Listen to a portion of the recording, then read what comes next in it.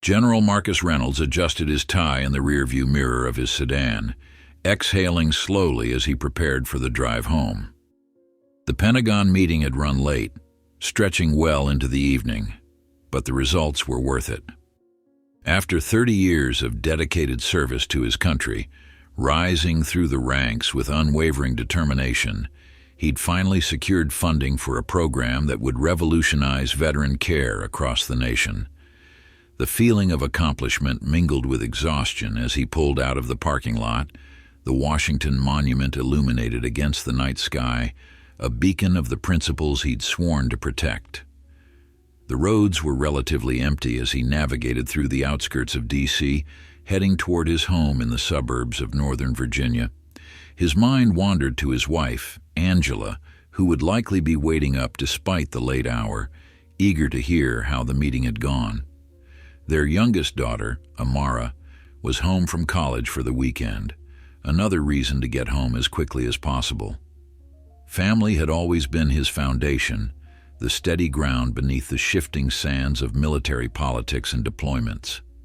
The first drops of rain began to patter against his windshield, and Marcus switched on his wipers, squinting slightly as the road ahead became shrouded in a misty veil. He slowed down, always cautious behind the wheel, even more so in adverse conditions. His military training had instilled in him a respect for precision and care, qualities that had defined his career and earned him his 4th star just last year.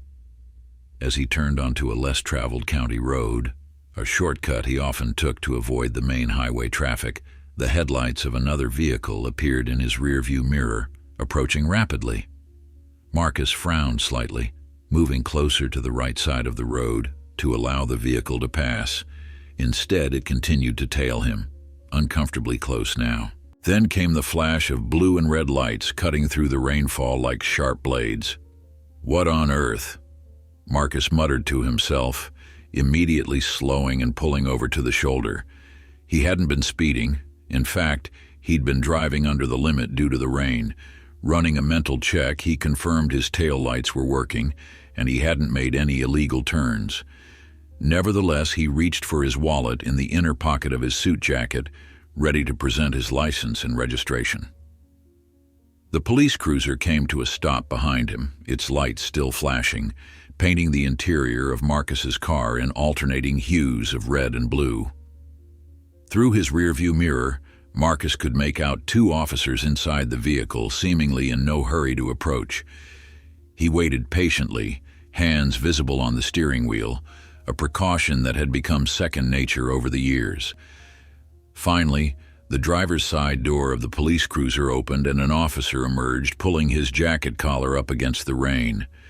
He approached Marcus's window with a deliberate slowness, one hand resting near his holster. A second officer followed, positioning himself on the passenger side of Marcus's car, his flashlight already drawn and beam pointed directly into the side mirror, making it difficult for Marcus to see clearly. Marcus rolled down his window as the first officer reached his door. "Good evening, officer," he said, his voice calm and measured.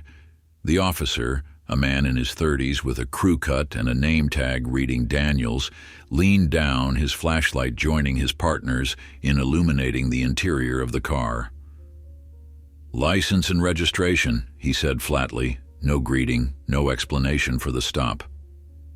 "Of course," Marcus replied, moving slowly as he reached for the documents in his glove compartment. "May I ask why I'm being pulled over?" Officer Daniels didn't respond immediately, his eyes scanning the interior of the vehicle, lingering on Marcus's expensive suit, the military challenge coins visible in a small display on the dashboard. "You were swerving," he finally said, though the accusation lacked conviction. Marcus handed over his license and registration, keeping his movements deliberate and visible. "I don't believe I was swerving, officer. I was driving cautiously due to the rain." Daniels took the documents, his expression hardening at what he perceived as a challenge. "Had anything to drink tonight, sir?" The question came with an edge of presumption. "No, officer. I don't drink and drive." Marcus replied evenly. I'm on my way home from a meeting at the Pentagon. The mention of the Pentagon drew a subtle shift in Daniel's demeanor, a flicker of something between skepticism and amusement. He glanced down at the license in his hand, then back at Marcus. The Pentagon, huh? His tone made it clear he wasn't convinced. That's correct, Marcus confirmed, maintaining his composure despite the growing tension. The second officer, younger and more visibly on edge, leaned in closer to the passenger window. What's your business at the Pentagon? Security guard? There was a mocking lilt to his question that sent a familiar weight sinking in Marcus's stomach. Marcus took a measured breath before answering. I'm the Deputy Chief of Staff of the United States Army, he stated simply, without embellishment or defensiveness. The officers exchanged glances, a silent communication that Marcus had witnessed countless times before. Disbelief, amusement, the assumption that he was lying or exaggerating. Right, Daniel said, drawing out the word, and I'm the Secretary of Defense. He chuckled, looking back at his partner, who joined in with a snicker. Sir, step out of the vehicle, please. Marcus remained still, his mind racing through the potential scenarios, weighing the risks of compliance against resistance. Officer, I'd like to understand the reason for this request. I provided my identification, and I've not violated any traffic laws. Daniel's expression darkened. Sir, I won't ask again. Step out of the vehicle now. The escalation was swift and unnecessary, but Marcus knew better than to argue further. With deliberate calm, he unbuckled his seatbelt and opened the door, stepping out into the rain which had intensified, soaking through his suit jacket almost immediately. Hands where I can see them, Daniels instructed, his hand now fully resting on his holster, against the car. Marcus complied, placing his hands on the roof of his sedan, the rain running down his face as he stood there, a four-star general being treated like a common criminal. In his peripheral vision, he could see other cars slowing as they passed, witnesses to his humiliation. Sir, are there any weapons in the vehicle? The younger officer asked, his flashlight beam now sweeping across the back seat of Marcus's car. No, there are not, Marcus answered, maintaining his dignity even as the rain plastered his shirt to his skin. Daniels began to pat him down, the search more invasive than necessary, a clear assertion of power. Got any drugs? Anything that's going to stick me? He asked, the question itself an insult. No, officer, Marcus replied, his jaw tight with restrained anger. So, a general, huh? Daniels said as he completed the pat-down, his voice laced with sarcasm. Where's your uniform then, General? I was in a civilian meeting, Marcus explained, though he knew the explanation wouldn't matter. My credentials are in my briefcase on the passenger seat. Daniels smirked, exchanging another look with his partner. Of course they are. Mind if we take a look at these credentials? Without waiting for permission, the younger officer opened the passenger door and retrieved Marcus's black leather briefcase. He set it on the hood of the car and unzipped it, rifling through the contents with little care for organization or privacy. Careful with those documents, Marcus said, his voice firm but controlled. Some of them are classified. Oh, classified, he says. Daniels mocked, rolling his eyes. Let's see what a general carries in his briefcase. The younger officer pulled out several folders, then a leather portfolio that contained Marcus's military ID card, his Pentagon access badge, and a small collection of credentials that unmistakably identified him as General Marcus Reynolds, a four-star general and one of the highest-ranking officers in the United States Army. For a moment, both officers froze, the reality of who they were dealing with finally sinking in. The younger officer's face drained of color, while Daniels struggled to maintain his composure. These look real, the younger officer muttered, turning the military ID over in his hands. Daniels snatched it from him, examining it with growing apprehension. Could be fake, he said, but uncertainty had crept into his voice. Pretty elaborate fake, though. Marcus remained against the car, rain pouring down his face, his patience wearing thin. "Officers, now that you've confirmed my identity, may I return to my vehicle? I'd prefer not to stand in the rain any longer than necessary." There was a moment of hesitation before Daniels responded, his bravado faltering. "Not yet, sir. We need to run these credentials to verify they're authentic." "By all means," Marcus replied, his voice level despite the indignity of the situation. Daniels retreated to the patrol car, taking Marcus's credentials with him. Through the rain-streaked windows, Marcus could see him speaking into the radio, presumably contacting dispatch to verify the identification. The younger officer remained, shifting uncomfortably from foot to foot, avoiding eye contact with Marcus. 5 minutes passed, then 10. Marcus remained standing against his car, the rain relentless, his once pristine suit now completely soaked. Finally, Daniels emerged from the patrol car, his entire demeanor transformed. The swagger was gone, replaced by a stiff formality that reeked of panic. "General Reynolds," he began, his voice higher than before. "There seems to have been a misunderstanding." He handed back the credentials with an awkward attempt at deference. "A misunderstanding," Marcus repeated, his tone making it clear he viewed the situation as something far more significant. "Yes, sir," Daniels continued, now visibly uncomfortable. "You're free to go. We apologize for the inconvenience." Marcus took his credentials and looked straight into Daniels' eyes.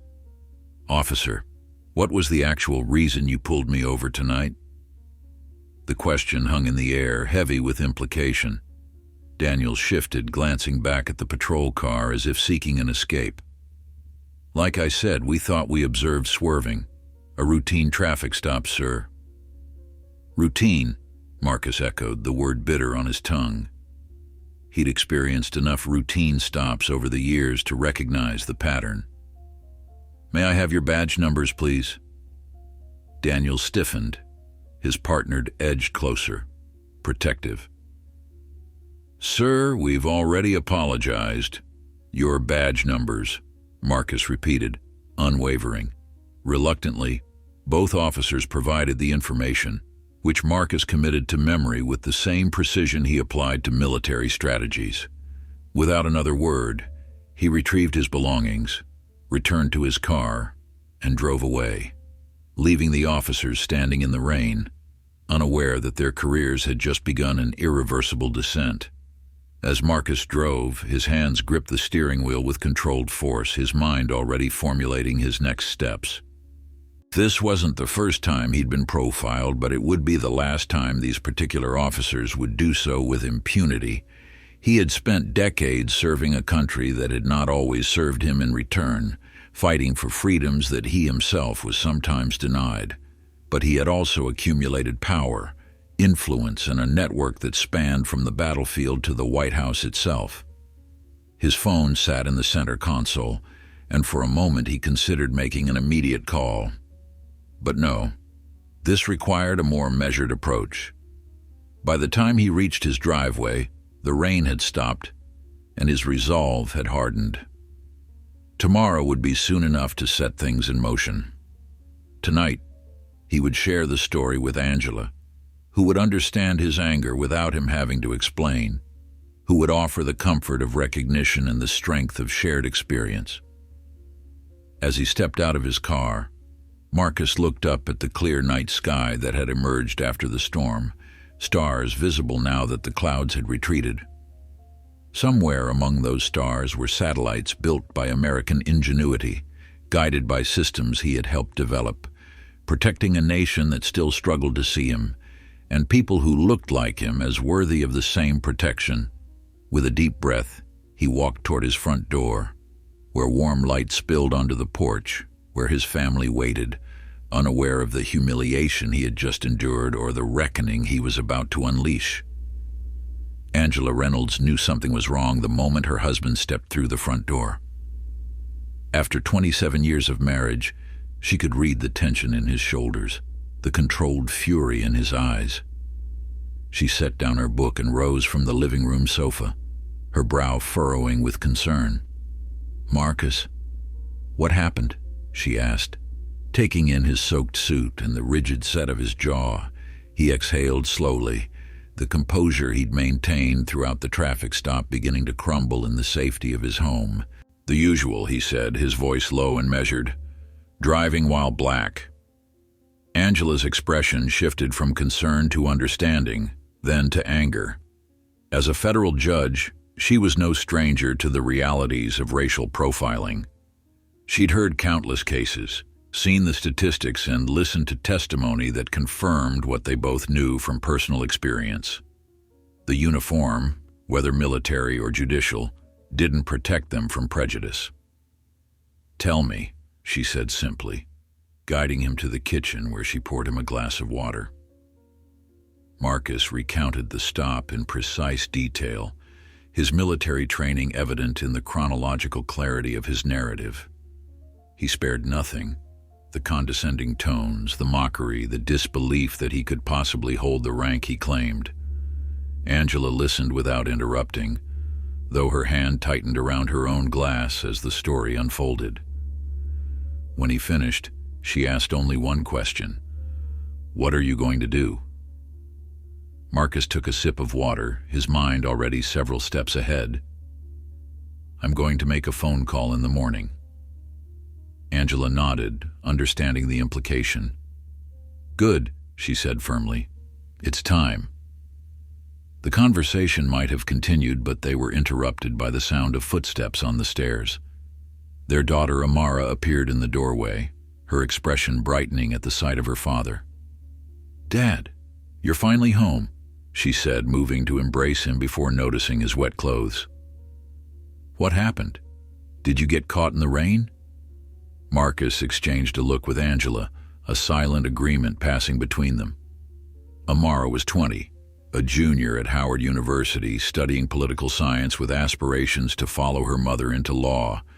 She was old enough to understand, had experienced enough herself to recognize the weight of what had occurred. "I had an incident with some police officers on the way home," Marcus explained, his tone softening as he spoke to his daughter. "Nothing I haven't dealt with before." Amara's expression hardened, the youthful enthusiasm replaced by a weariness too advanced for her years. "What did they do?" Marcus gave her an abbreviated version, watching as her face transformed from concern to outrage. She'd inherited her mother's fierce sense of justice and her father's strategic mind, a combination that made her both passionate and practical. "You have to report them," she said immediately. "You have the platform, the influence. Most people don't." "I intend to," Marcus assured her, touched by her advocacy but saddened by its necessity. "First thing tomorrow." Later that night, as Marcus lay awake beside Angela, his mind replayed the encounter on that rain-slicked road. It wasn't the first time he'd been profiled, not by far. There had been the time in Georgia just after he'd made lieutenant colonel, when a store security guard had followed him through every aisle, or the incident in Texas, where military police had stopped him at a base entrance despite his uniform and credentials, demanding additional identification. Each time, he had swallowed his anger, maintained his dignity, moved forward. But he was tired of moving forward without looking back, tired of accepting these misunderstandings as the cost of existing in his skin. He had risen through the ranks, broken barriers, commanded respect in the corridors of the Pentagon, yet outside those walls, to some, he was just another black man to be suspected, questioned, humiliated. "You're still awake," Angela murmured beside him. "Not a question, but an observation." "Thinking," he replied, "about the call you're going to make." Marcus nodded in the darkness. "I've spent my entire career being diplomatic, playing by the rules, working twice as hard to be considered half as good. I've earned the right to be angry." Angela's hand found his beneath the covers. "Yes, you have," she agreed, "and you've earned the right to be heard." The next morning, Marcus was up before dawn, a habit ingrained by decades of military discipline.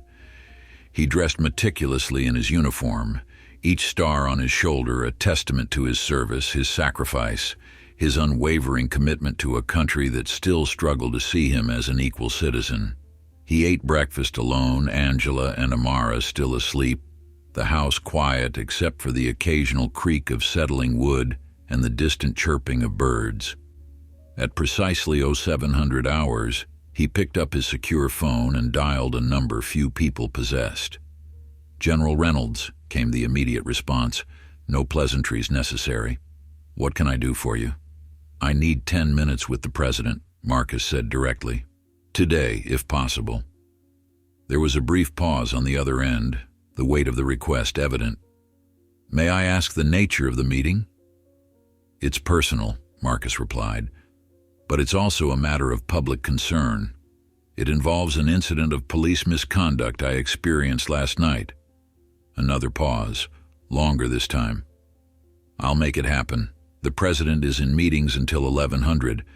Can you be here by 11:30? "I'll be there," Marcus confirmed, ending the call with a sense of grim satisfaction. The wheels were now in motion. While Marcus prepared for his meeting at the White House, Officers Daniels and Rowe were starting their shift at the Northern Virginia Police Department, unaware that their careers were hanging by a thread.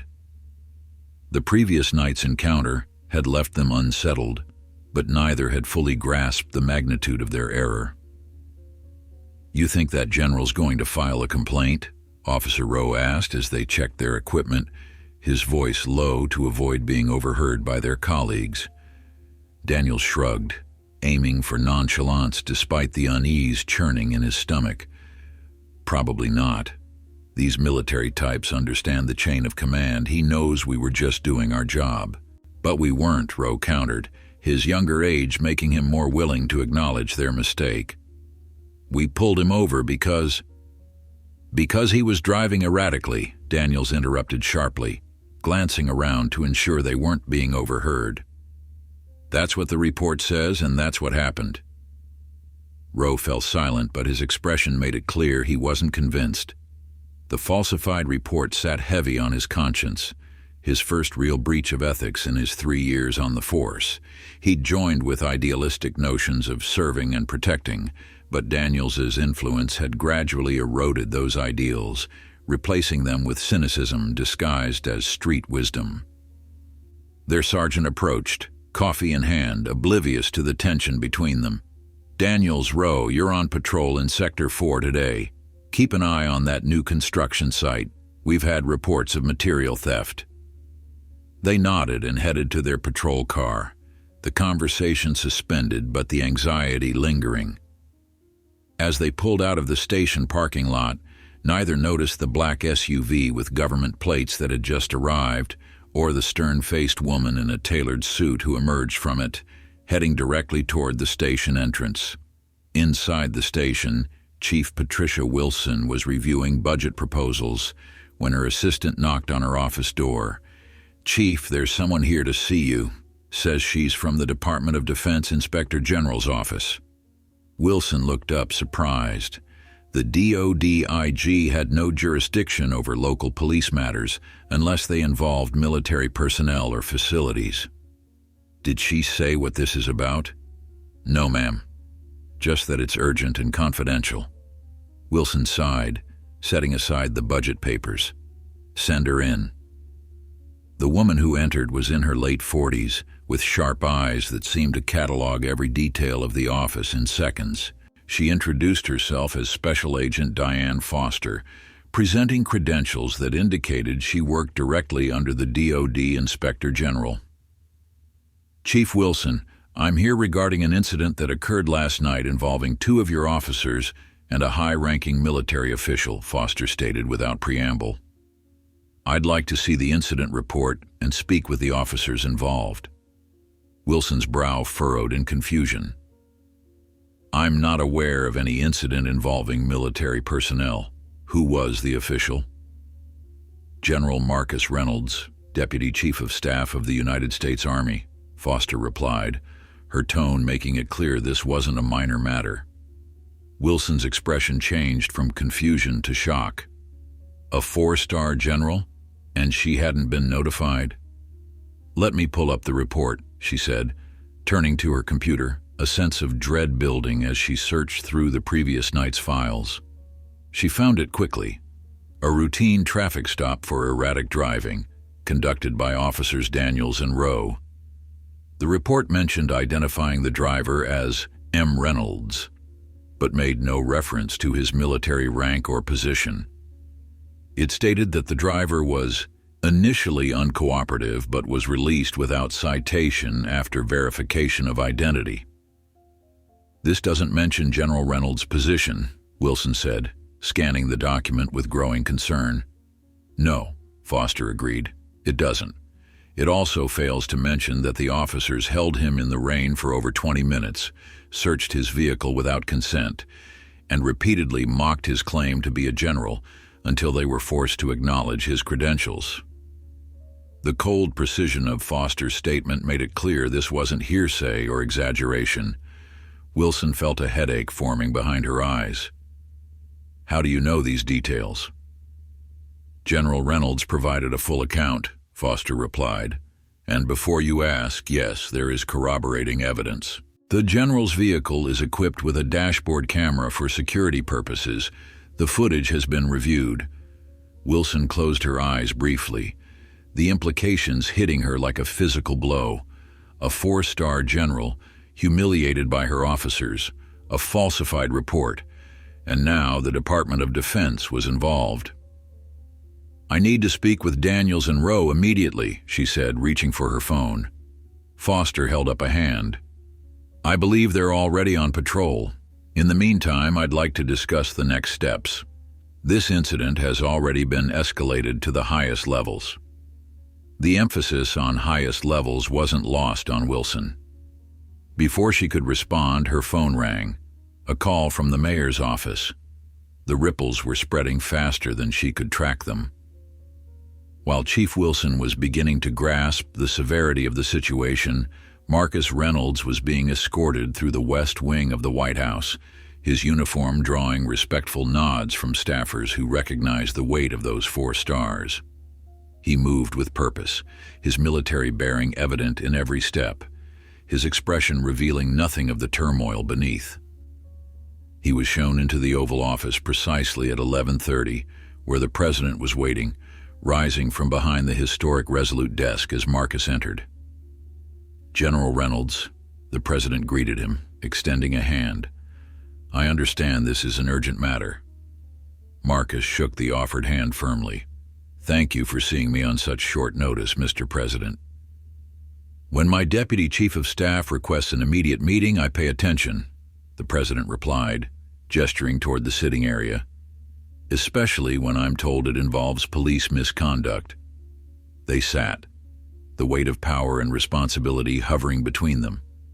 The president leaned forward slightly, a signal for Marcus to begin. "Last night I was pulled over on my way home from the Pentagon," Marcus started, his voice even, controlled.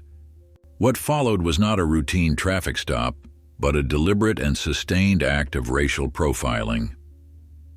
The president listened without interruption as Marcus detailed the encounter, his face growing increasingly grave as the story unfolded. When Marcus finished, there was a moment of heavy silence. "Do you have any evidence of this encounter?" the president finally asked. "Yes, sir," Marcus confirmed. "My vehicle is equipped with a comprehensive security system, including cameras. The footage clearly shows and records the entire incident." The president nodded, his expression hardening. "I'd like to see it." Marcus retrieved a secure tablet from his briefcase and pulled up the video. Together, they watched as the encounter played out exactly as Marcus had described. The unwarranted stop, the dismissive attitudes, the mockery when he identified himself, the prolonged detention in the rain, the invasive search of his vehicle, and finally the belated realization of who they were dealing with. When the video ended, the president sat back, his jaw set in a firm line. "This is unacceptable," he stated. the words carrying the full weight of his office. "What do you want to happen here, General?" It was a question that acknowledged both Marcus's personal stake and his strategic insight. Marcus had considered his response carefully during the sleepless hours of the night. "I want accountability," he said simply. "Not just for myself, but for everyone who lacks the platform to demand it." The president stood and walked to the window of the Oval Office, hands clasped behind his back as he gazed out at the south lawn. His reflection in the glass revealed a face etched with resolve. When he turned back to Marcus, his decision was already made. "General Reynolds, I want to be perfectly clear. What happened to you last night is not just a personal affront. It's an affront to the uniform you wear, to the values we claim to uphold, and to the nation we both serve." The president's voice was measured but carried unmistakable authority. "I'm going to address this directly, and I'm going to need your permission to use the video you've shown me." Marcus nodded. "You have it, Mr. President." "Good." The president returned to his desk and pressed the intercom. "Sarah, get me the Attorney General, the Secretary of Defense, and the Director of Domestic Policy Council. Immediate conference call." He released the button and looked back at Marcus. "I also want you to know that this won't be swept under the rug with a simple reprimand or sensitivity training. What those officers did reflects a systemic problem that demands a systemic response." "I appreciate that, sir," Marcus replied, his posture still military straight despite the emotional weight of the past 18 hours. "But I want to be clear about my intentions. This isn't about vengeance or making an example of these particular officers. It's about accountability and change." The president studied him with newfound respect. Even after being humiliated, even after having his identity and dignity questioned, General Reynolds was still thinking beyond himself, still considering the broader implications. It was precisely this kind of leadership that had earned him his stars. "Understood, General. We'll approach this with the goal of meaningful reform, not just punitive action." The president's phone buzzed, indicating the requested officials were on the line. "I need about 30 minutes with my team. Would you mind waiting in the Roosevelt room? My chief of staff will join you shortly." Marcus rose, recognizing the dismissal. "Of course, Mr. President. Thank you for your time." As Marcus was escorted to the Roosevelt room, the president turned his attention to the conference call, his voice taking on the edge of command that had defined his administration during times of crisis. "Ladies and gentlemen, we have a situation that requires immediate attention." While the president was mobilizing his administration's response, Officers Daniels and Rowe were patrolling Sector 4, an uneasy silence hanging between them. The patrol car's radio crackled with routine updates and calls, none directed at them so far. Daniels drummed his fingers on the steering wheel, his outward nonchalance betrayed by the tension in his shoulders. "I still think we should have mentioned he was a general in the report," Rowe finally said, breaking the silence. "Leaving that out looks bad." Daniels shot him a sharp glance. "Look, rookie, documentation is about relevant details.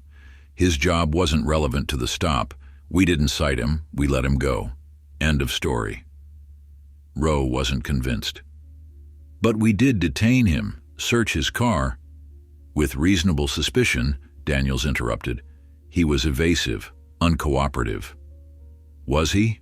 Rowe challenged, finding courage he hadn't known he possessed. "Or was he just questioning why he was being pulled over in the first place? Which, by the way, you never really explained to me either." Daniels' grip tightened on the wheel. "Are you questioning my judgment?" "I'm questioning what happened last night," Rowe replied, his voice quiet but firm. "I joined the force to help people, to make a difference. Last night didn't feel like that." Before Daniels could respond, their radio crackled urgently. "Units 17 and 23, return to station immediately. Repeat, return to station immediately." Daniels grabbed the radio. "Dispatch, this is Unit 17. We're in the middle of Sector 4 patrol.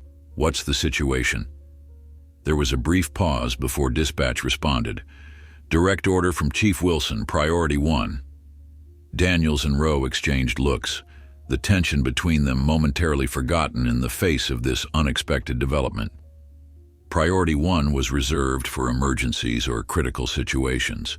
Daniels made a quick U-turn, flipping on the siren as they headed back toward the station. "What do you think it's about?" Rowe asked, his earlier defiance replaced by apprehension. Daniels didn't answer immediately, his mind racing through possibilities. An active shooter situation, a terrorist threat, a major crime scene requiring all hands on deck. But the knot in his stomach suggested a different reason, one he wasn't ready to acknowledge. "Guess we'll find out," he finally said, pushing the patrol car faster. Back at the station, Chief Wilson paced her office, the DOD investigator watching with professional detachment from a chair by the wall. The mayor had been informed of the situation and was currently in a closed-door call with the governor. The press had somehow gotten wind that something was happening, with reporters already gathering outside the station, though they didn't yet know what story they were chasing. Wilson's phone rang again, the third call in 10 minutes. It was the police commissioner, his usually unflappable demeanor clearly shaken. "Patricia, I just got off the phone with the governor's office. This thing is spiraling. The White House is involved now." Wilson closed her eyes briefly, the headache that had been threatening all morning now pounding in full force. "The White House? As in the president?" "Exactly as in the president," the commissioner confirmed. "Apparently, General Reynolds went straight to the top with this. I've been instructed to cooperate fully with whatever demands come down. Where are we with Daniels and Rowe?" "They're on their way in now," Wilson replied, glancing at her watch. "Should be here any minute." "Good. We need to get ahead of this, Patricia. The body cam footage—" "There isn't any," Wilson interrupted, the admission painful. "Daniels reported a technical malfunction with his camera at the start of his shift yesterday. Rowe's footage only starts after they'd already initiated the stop." There was a heavy silence on the other end of the line. "Convenient," the commissioner finally said. "But apparently irrelevant. The general had his own recording device." Wilson's stomach dropped. "What?" "Dashboard camera, high definition with audio, captured the whole thing. And from what I hear, it doesn't match the report your officers filed." Before Wilson could respond, her assistant knocked urgently on the door. "Chief, Officers Daniels and Rowe are here." "Patricia, handle this carefully," the commissioner advised. "This isn't just about those two officers anymore. The entire department is under scrutiny now." Wilson ended the call and took a deep breath, composing herself before calling out, "Send them in." Daniels entered first, his confident stride faltering slightly when he noticed Special Agent Foster sitting quietly in the corner. Rowe followed, his younger face betraying his anxiety more openly. "Chief, what's going on?" Daniels asked, his tone still carrying a veneer of casual authority. "Dispatch said Priority 1. "Sit down, both of you," Wilson ordered, gesturing to the chairs in front of her desk. Once they were seated, she leaned forward, her expression severe. "I need you to tell me, in detail, exactly what happened during your traffic stop of Marcus Reynolds last night." Daniels shifted in his seat, darting another glance at Foster. "It's all in my report, Chief. Routine stop for erratic driving. Subject was initially uncooperative but was released without citation after ID verification." "Subject," Wilson repeated, her voice dangerously calm. "You mean General Marcus Reynolds, 4-star General, Deputy Chief of Staff of the United States Army. That subject?" Daniels swallowed, the first visible crack in his facade. "We didn't know who he was when we initiated the stop." "But you knew before you filed your report," Wilson countered. "Yet you omitted that detail. You also omitted that you detained him in the rain for over 20 minutes, searched his vehicle without clear cause, and repeatedly mocked his claim to be a general. Why were those details left out of your report, Officer Daniels? Rowe glanced sideways at his partner, a decision crystallizing in his mind. Before Daniels could respond, Rowe spoke up. The report isn't accurate, Chief, he said, ignoring Daniels' warning look. We didn't pull him over for erratic driving. There was no probable cause for the stop. The room fell silent, the admission hanging heavy in the air. Wilson's gaze shifted to Rowe, a mixture of disappointment and grim appreciation for his honesty in her eyes. Then why did you pull him over, Officer Rowe? Rowe straightened in his chair. It was Officer Daniels' decision. He saw an expensive car with a black driver and decided it was suspicious. His words, not mine. You little... Daniels started, half rising from his chair before Wilson's sharp command froze him in place. Sit down, Officer Daniels. Wilson's voice cracked like a whip. Agent Foster, I believe you're getting the picture here. Foster nodded, making notes without comment. Wilson turned her attention back to the officers. Let me be absolutely clear about the situation you're in. General Reynolds recorded the entire encounter. The President of the United States has seen that recording. The Department of Justice is now involved. This isn't a matter of internal discipline anymore. This is potentially criminal misconduct. The color drained from Daniels's face as the full implications hit him. Criminal? For a traffic stop? For civil rights violations, Wilson corrected sharply. For filing a false report. For abuse of power. For discriminatory policing practices. She stood towering over them from behind her desk. You're both suspended effective immediately.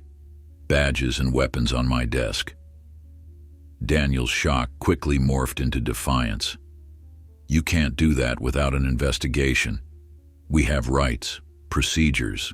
An investigation is already underway, Foster interjected smoothly, speaking for the first time since the officers entered. And given the evidence already in hand, administrative leave during the process is entirely appropriate. Rowe quietly removed his badge and weapon, placing them on the desk without argument. Daniels remained frozen, the reality of the situation still not fully penetrating his disbelief. This is a joke, he muttered. All this over some guy who got his feelings hurt because we didn't recognize him as a big-shot general. Wilson's expression hardened further. Officer Daniels, you're not grasping the severity of your situation. This isn't about hurt feelings. This is about a pattern of behavior that reflects on this entire department. Now, your badge and weapon, don't make me have them taken from you. With visible reluctance, Daniels finally complied, slamming his badge and gun onto the desk with more force than necessary. This isn't over, he warned, his voice low. You're right about that, Wilson agreed coldly. It's just beginning. You'll both be contacted about next steps in the investigation. Until then, you're restricted from entering any police facility without explicit permission. That includes this station. Now get out of my office. As the officers left, Wilson sank back into her chair, the weight of the situation pressing down on her shoulders. Foster watched them go, her expression impossible to read. You handled that well, Foster observed once the door closed behind them. Wilson shook her head. No, I didn't. If I'd handled things well, that stop would never have happened. Daniels has had complaints before, nothing that stuck, but enough to establish a pattern. I should have acted sooner. Hindsight is always clearer, Foster replied, neither absolving nor condemning. The question is, what happens now? Before Wilson could answer, her phone rang again.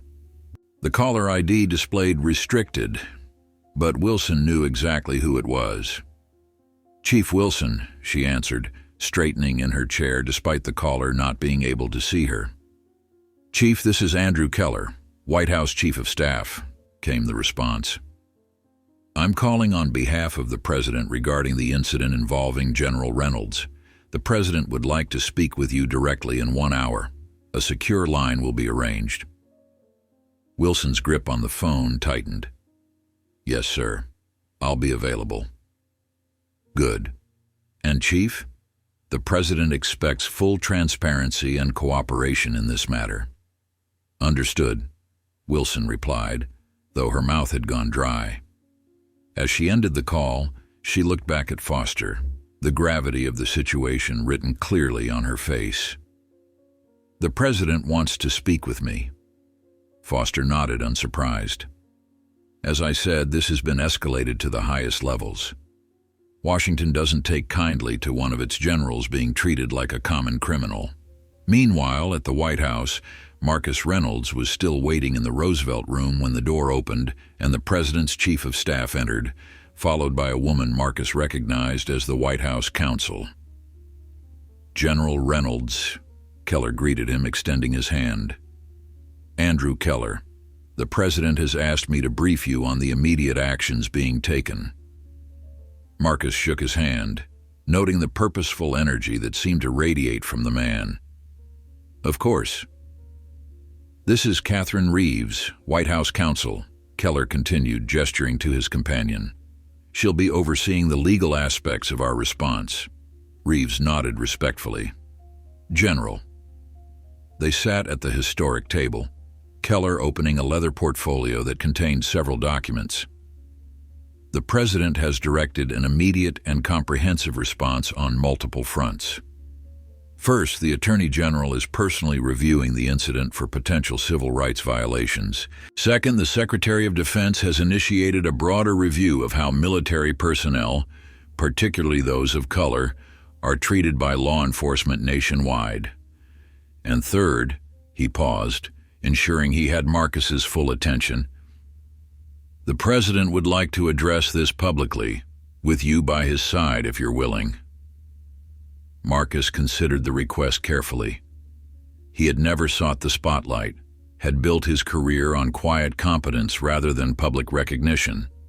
But he also understood the power of his position, the symbolic weight of his uniform and his stars. When? He asked simply. Tomorrow morning, Keller replied. A formal address from the East Room, followed by an executive order establishing a new task force on policing reforms with specific attention to the treatment of military personnel. The president would like you to co-chair that task force. It was more than Marcus had expected, not just accountability for the specific incident, but a pathway to systemic change. He thought of all the servicemen and women who had experienced similar treatment without his platform, his connections, his ability to reach the president directly. He thought of his daughter Amara and her generation, still fighting the same battles his parents had fought. I'll do it, he decided, meeting Keller's gaze. On one condition. Keller raised an eyebrow, waiting. This can't be just about protecting the uniform, Marcus clarified. The fact that I'm a general may have gotten the White House's attention, but the underlying issue affects millions of Americans who don't wear stars on their shoulders. If we're going to do this, we need to address the broader pattern. Keller studied him for a moment, then nodded. The president anticipated you might say that. He agrees completely. For the first time since the traffic stop, Marcus felt something like hope, not for himself, but for the possibility of meaningful change sparked by his ordeal. As the meeting continued, plans taking shape around him, he made a silent promise to ensure that this moment would not be wasted.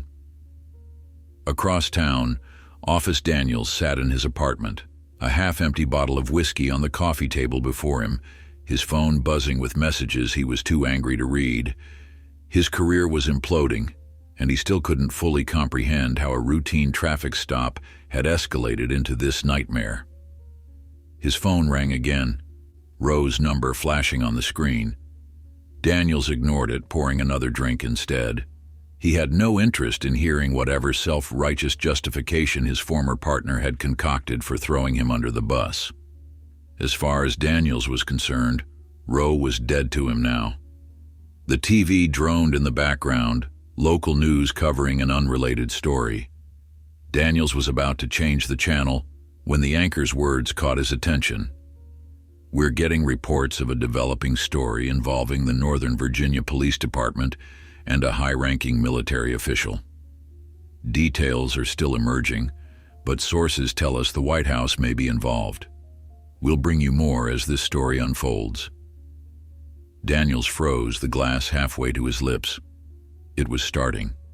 By evening, the story had exploded across national news networks. What began as vague reports of an incident involving a high-ranking military official had crystallized into breaking news alerts with blaring headlines: "Four-star general racially profiled by police," "White House intervenes after Black Army general humiliated during traffic stop," "Pentagon official detained in rain by officers who refused to believe his rank." Satellite trucks lined the streets near the Northern Virginia Police Department headquarters. Reporters stationed outside the Pentagon attempted to intercept officials for comments. Social media erupted with hashtags, and General Reynolds, "D'you respect the stars?" and the more pointed, "You're driving while black." In the Reynolds household, Angela had pulled the curtains closed against the news vans that had appeared on their street. Amara sat cross-legged on the living room sofa, scrolling through her phone, tracking the online response to her father's ordeal. "Dad, you're trending," she announced as Marcus entered, having just returned from the White House. "The video hasn't been released yet, but people are already calling you a hero for speaking up." Marcus sighed, loosening his tie as he sank into his favorite armchair. "I'm not a hero, Amara. I just did what anyone should do when faced with injustice." "But that's the point," Angela interjected, joining them with 3 mugs of tea on a tray. "Not everyone can do what you did. Most people don't have direct access to the president. They don't have the platform, the protection of rank, the resources to fight back. That's why this matters so much." Marcus nodded, taking the offered mug with a grateful smile. "I know. That's exactly what I told the White House. If this becomes just about protecting generals or military personnel, we've missed the point entirely." Amara put her phone down, her expression serious beyond her years. "What's going to happen tomorrow at the press conference?" "The president will address the nation about the incident, announce a new task force on policing reforms, and introduce me as the co-chair," Marcus explained. "I'll make a brief statement, but the focus will be on the broader issues, not just my experience." "And those officers?" Angela asked, the question delicate but necessary. Marcus took a sip of tea before answering. "That's complex. The DOJ is investigating potential civil rights violations. They've been suspended pending internal investigation, but this can't just be about punishing 2 officers. They're symptoms of a much larger problem." Amara leaned forward, her passion evident. "But there has to be accountability, Dad. Without consequences, nothing changes." "There will be," Marcus assured her. "But I want the right kind of accountability, the kind that leads to lasting change, not just momentary satisfaction." As the Reynolds family discussed the path forward across town, Officer Jason Rowe sat in a small diner, nursing a cup of coffee that had long gone cold. His phone buzzed with another text from his girlfriend. "Are you okay? Call me when you can." He'd been avoiding the conversation, unsure how to explain that his 3-year career in law enforcement might be over, and that he had played a role in its demise. The bell above the diner door jingled, and Rowe looked up to see Chief Wilson enter. She scanned the nearly empty establishment, spotted him, and walked over. Without invitation, she slid into the booth across from him. "How'd you find me?" Rowe asked, though he wasn't particularly surprised. "You come here after every shift," Wilson replied matter-of-factly. It wasn't exactly detective work.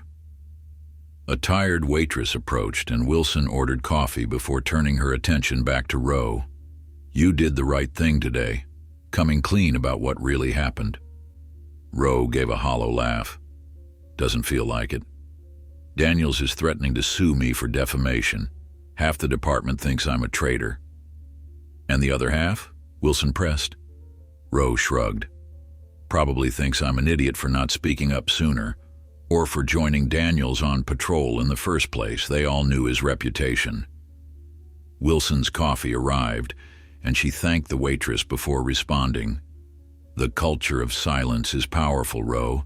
Breaking it takes courage. Or desperation, Rowe countered. I saw the writing on the wall. Once I knew there was video, lying would only make it worse. Maybe, Wilson conceded, but you still made a choice many wouldn't. That counts for something. Rowe stared into his coffee, unconvinced. So what happens now? Am I finished? Wilson took a careful sip before answering. That depends on a lot of factors, most of which are out of my hands at this point. The DOJ investigation, the task force the White House is forming, the public response. But I'll tell you this, your honesty today will matter in the long run. And Daniels? Wilson's expression hardened. Officer Daniels has a pattern of behavior that extends well beyond last night. This incident just brought it into the light. His future in law enforcement is... She paused, choosing her words carefully. Highly unlikely. The chief's phone buzzed and she checked it with a grimace. I have to go. The mayor's called an emergency meeting with city council. She stood, leaving money for her barely touched coffee. Keep your head up, Rowe. This storm is just beginning, but there might be clearer skies on the other side of it. For you, at least. As Wilson left, Rowe remained, contemplating a future he'd never envisioned for himself. He joined the force with idealistic notions of serving his community, only to be gradually corrupted by partnerships like the one with Daniels. Now he faced a crossroads: continue making excuses for a broken system, or help rebuild it from the inside out. Meanwhile, Officer Bradley Daniels was no longer alone in his apartment. His union representative, a veteran officer named Carl Mendez, sat across from him, reviewing the situation with increasing concern.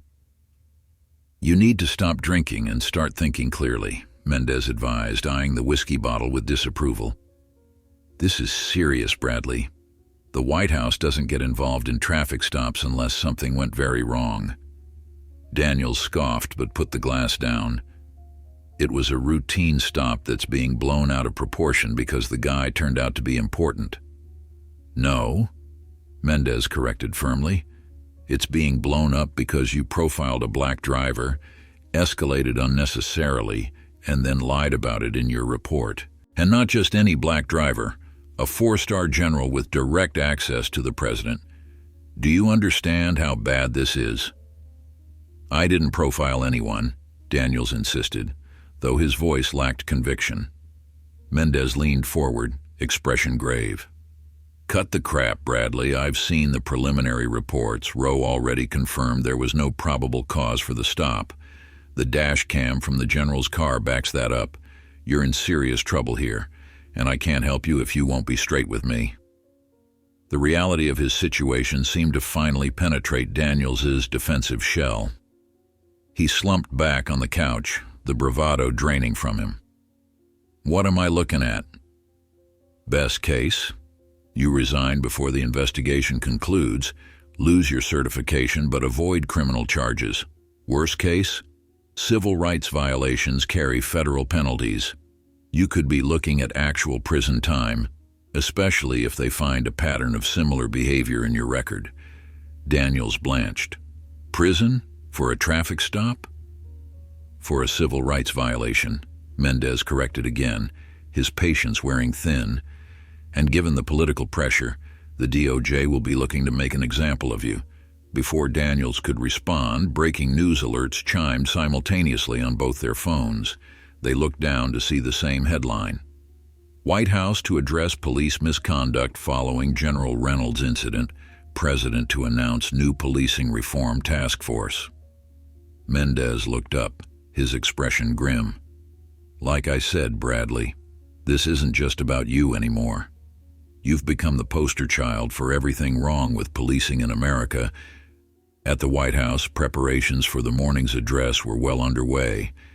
In a West Wing conference room, General Reynolds sat with a team of speechwriters, policy advisors, and communications staff, reviewing the statement he would deliver alongside the president. "General, we've drafted something that emphasizes your service record while acknowledging the broader implications of what happened," a young speechwriter explained, sliding a document across the table. "We think it strikes the right balance between personal experience and systemic critique." Marcus scanned the prepared remarks, frowning slightly. "It's too defensive," he said finally, looking up at the assembled staff. "It reads like I'm justifying my reaction, explaining why I deserve to be treated with respect. That misses the point entirely." The White House communications director leaned forward. "With all due respect, General, we need to establish your credibility with the American people. Your service record is impeccable, your reputation sterling. That context matters."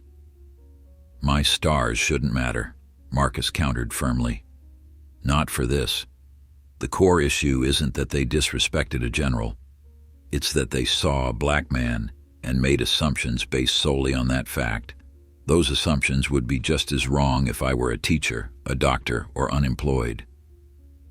A brief silence fell over the room as the staff exchanged glances. Finally, Catherine Reeves, the White House counsel, spoke up. "You're right, General," she acknowledged, "and that's precisely why the President wants you to co-chair this task force. You understand that while your rank got you through the door, the issue extends far beyond those who wear the uniform." Marcus nodded, appreciating her understanding. "Then let's reframe this. Less about me, more about the moment this represents and the opportunity it presents for meaningful change." As they set to work revising the statement, across Washington, military leadership was dealing with its own response to the incident.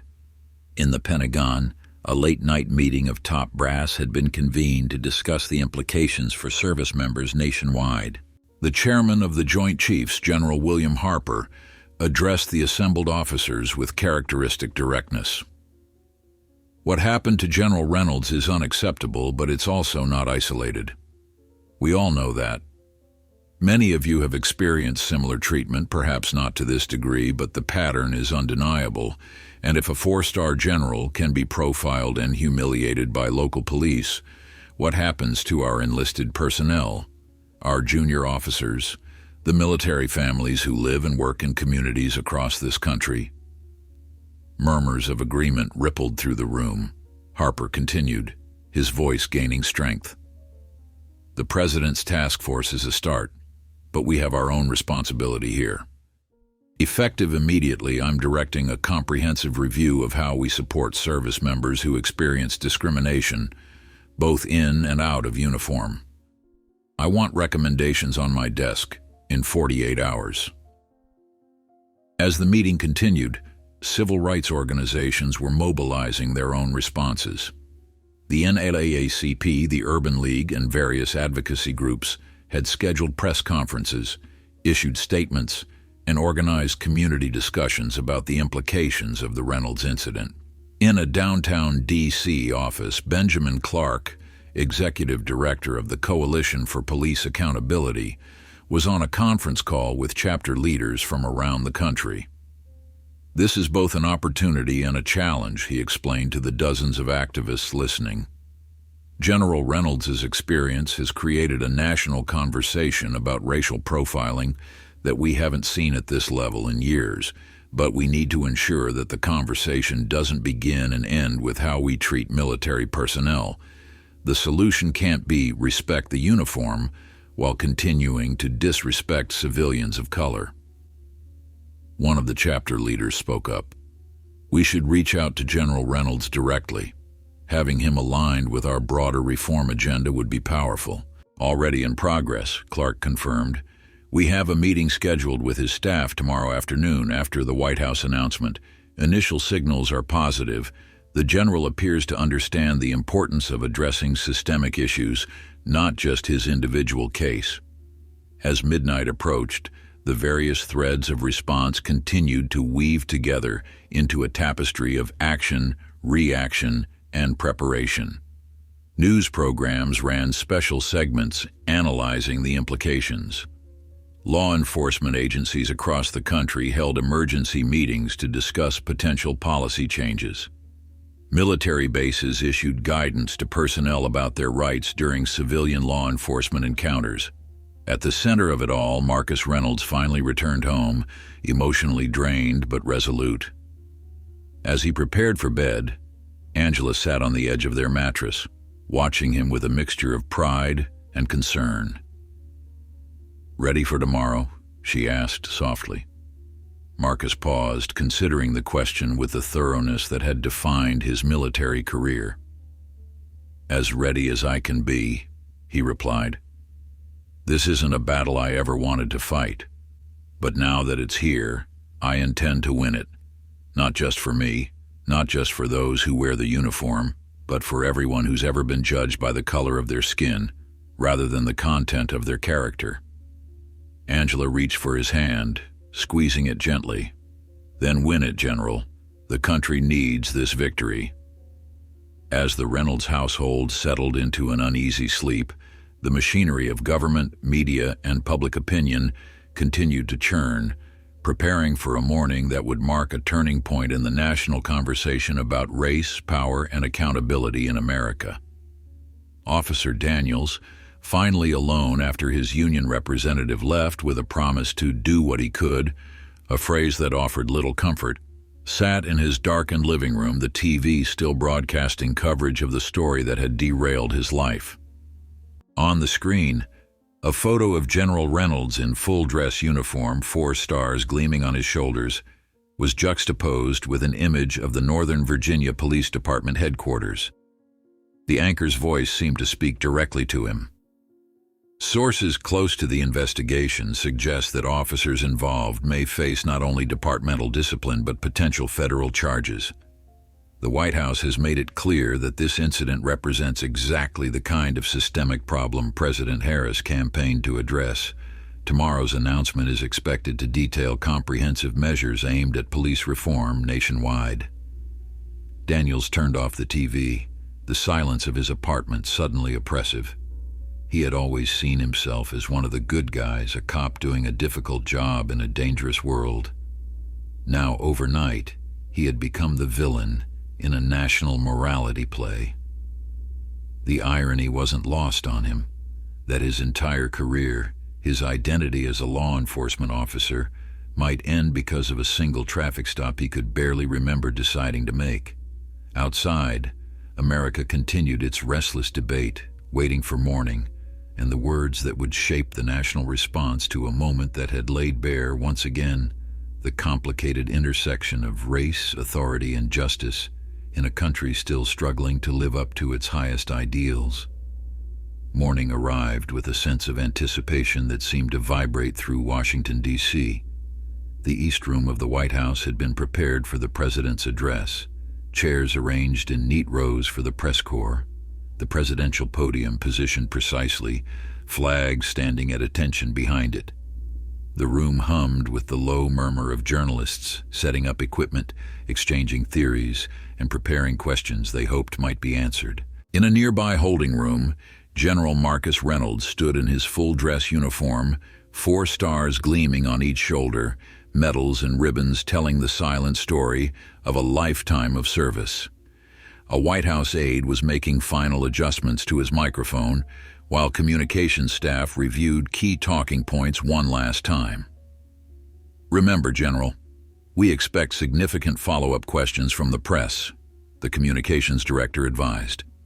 "The president will take the lead, but they'll want to hear directly from you about the experience." Marcus nodded, his expression composed but determined. "I understand. I'll stick to the agreed message." The door opened, and the president entered, immediately changing the energy in the room. Everyone straightened slightly, a reflex in the presence of the nation's commander-in-chief. The president approached Marcus with an extended hand. "General Reynolds, how are you holding up?" "Ready, Mr. President," Marcus replied simply. The president nodded, approving of the straightforward response. This is an important moment. What happened to you was unacceptable, but the response we're announcing today has the potential to create lasting change. He glanced at his watch. It's time. Let's make this count. Together, they walked toward the East Room, staff falling in line behind them like a well-choreographed procession. As they reached the entrance, the president paused, turning to Marcus one last time. The American people need to hear this from both of us, the leader of their government and a leader of their military, united in the belief that we can and must do better. The room fell silent as they entered, cameras clicking furiously to capture the moment. The president took his position at the podium, General Reynolds standing at respectful attention slightly to one side. The presidential seal gleamed under the lights as the nation watched, millions of eyes fixed on screens large and small across the country.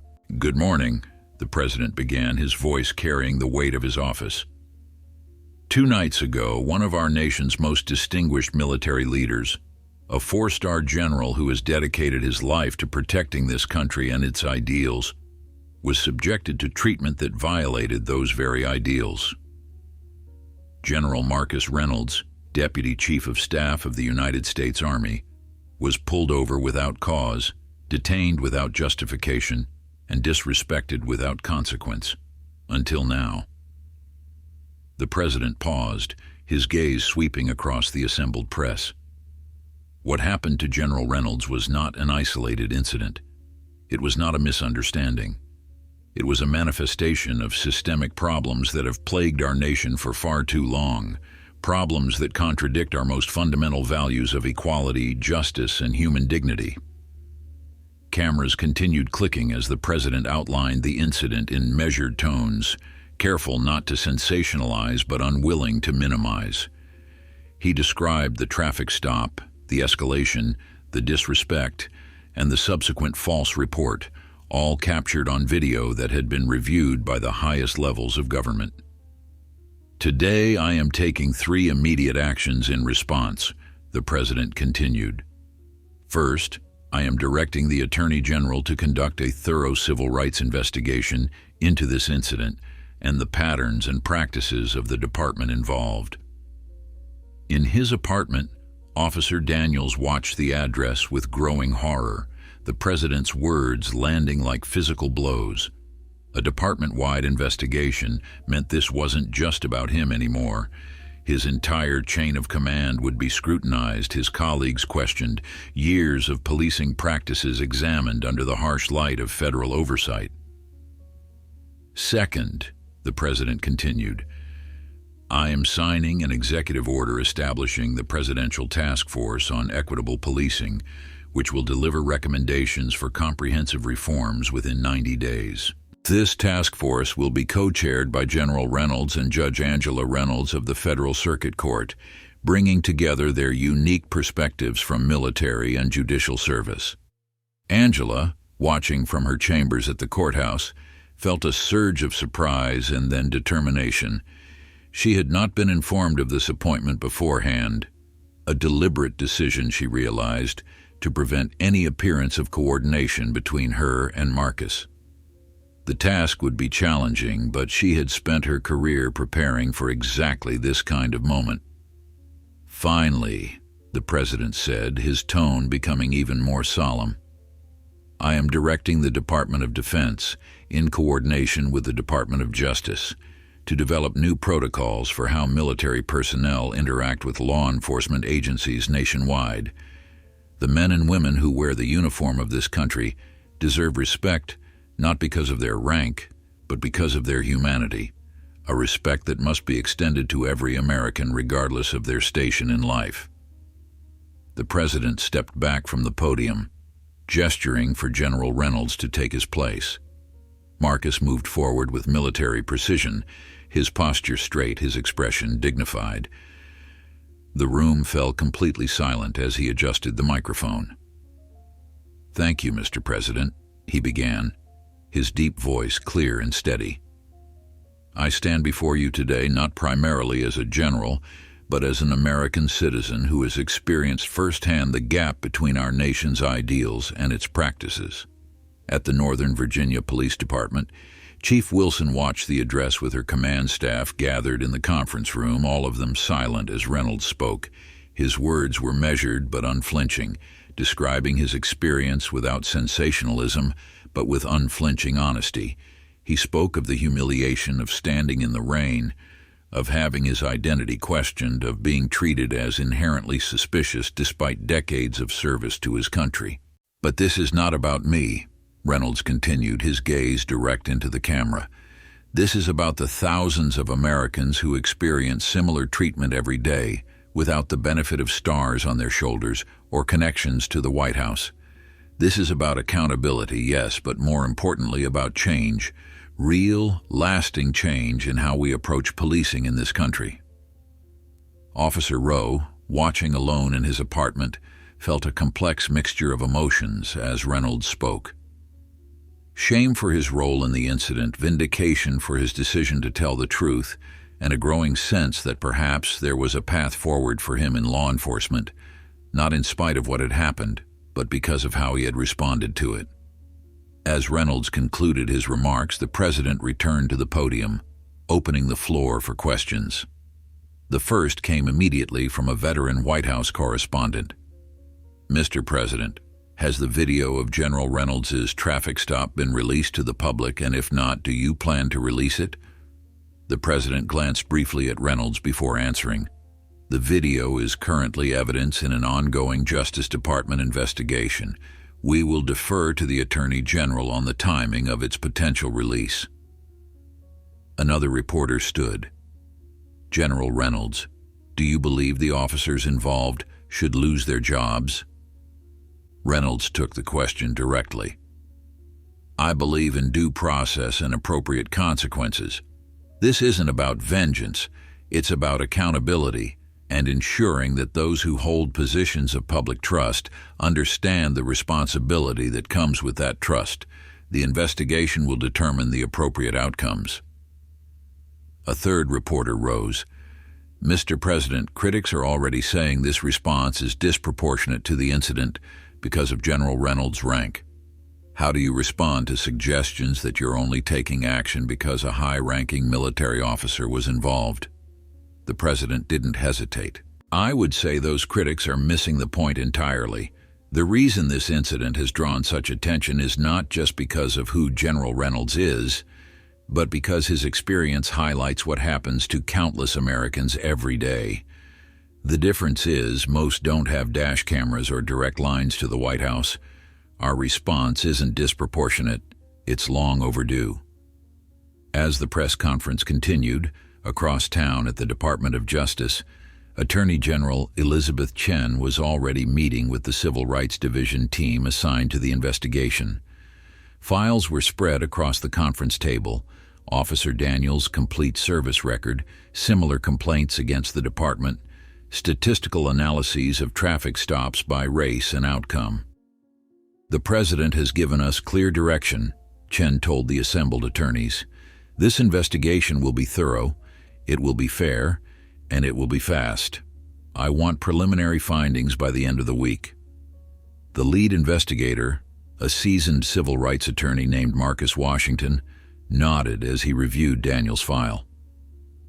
"There's definitely a pattern here. Multiple complaints, none sustained, but all showing similar characteristics: questionable stops, escalation without cause, predominantly involving motorists of color." "And Officer Rowe?" Chen asked. "Less clear," Washington replied. "No prior complaints, only 3 years on the force, all of them partnered with Daniels. His statement admitting the true nature of the stop will be crucial for our case." Chen considered this information thoughtfully. Approach him about potential cooperation. He may be key to understanding the broader culture in the department. Meanwhile, at the Northern Virginia Police Department, the aftermath of the White House address was immediate and dramatic. News crews remained camped outside, and the department's phones rang constantly with media inquiries, community concerns, and expressions of both support and outrage. Chief Wilson had just concluded an emergency meeting with city officials when her assistant appeared at her office door. "Chief, the mayor and city manager are holding a joint press conference in 30 minutes. They're requesting your presence." Wilson suppressed a grimace.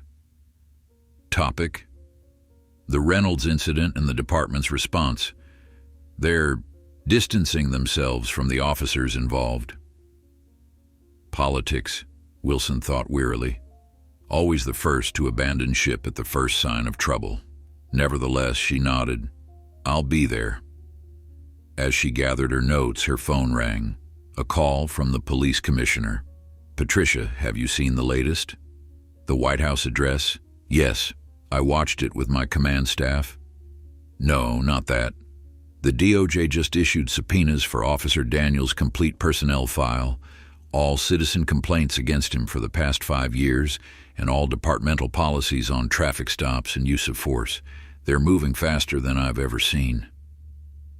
Wilson closed her eyes briefly, absorbing this development.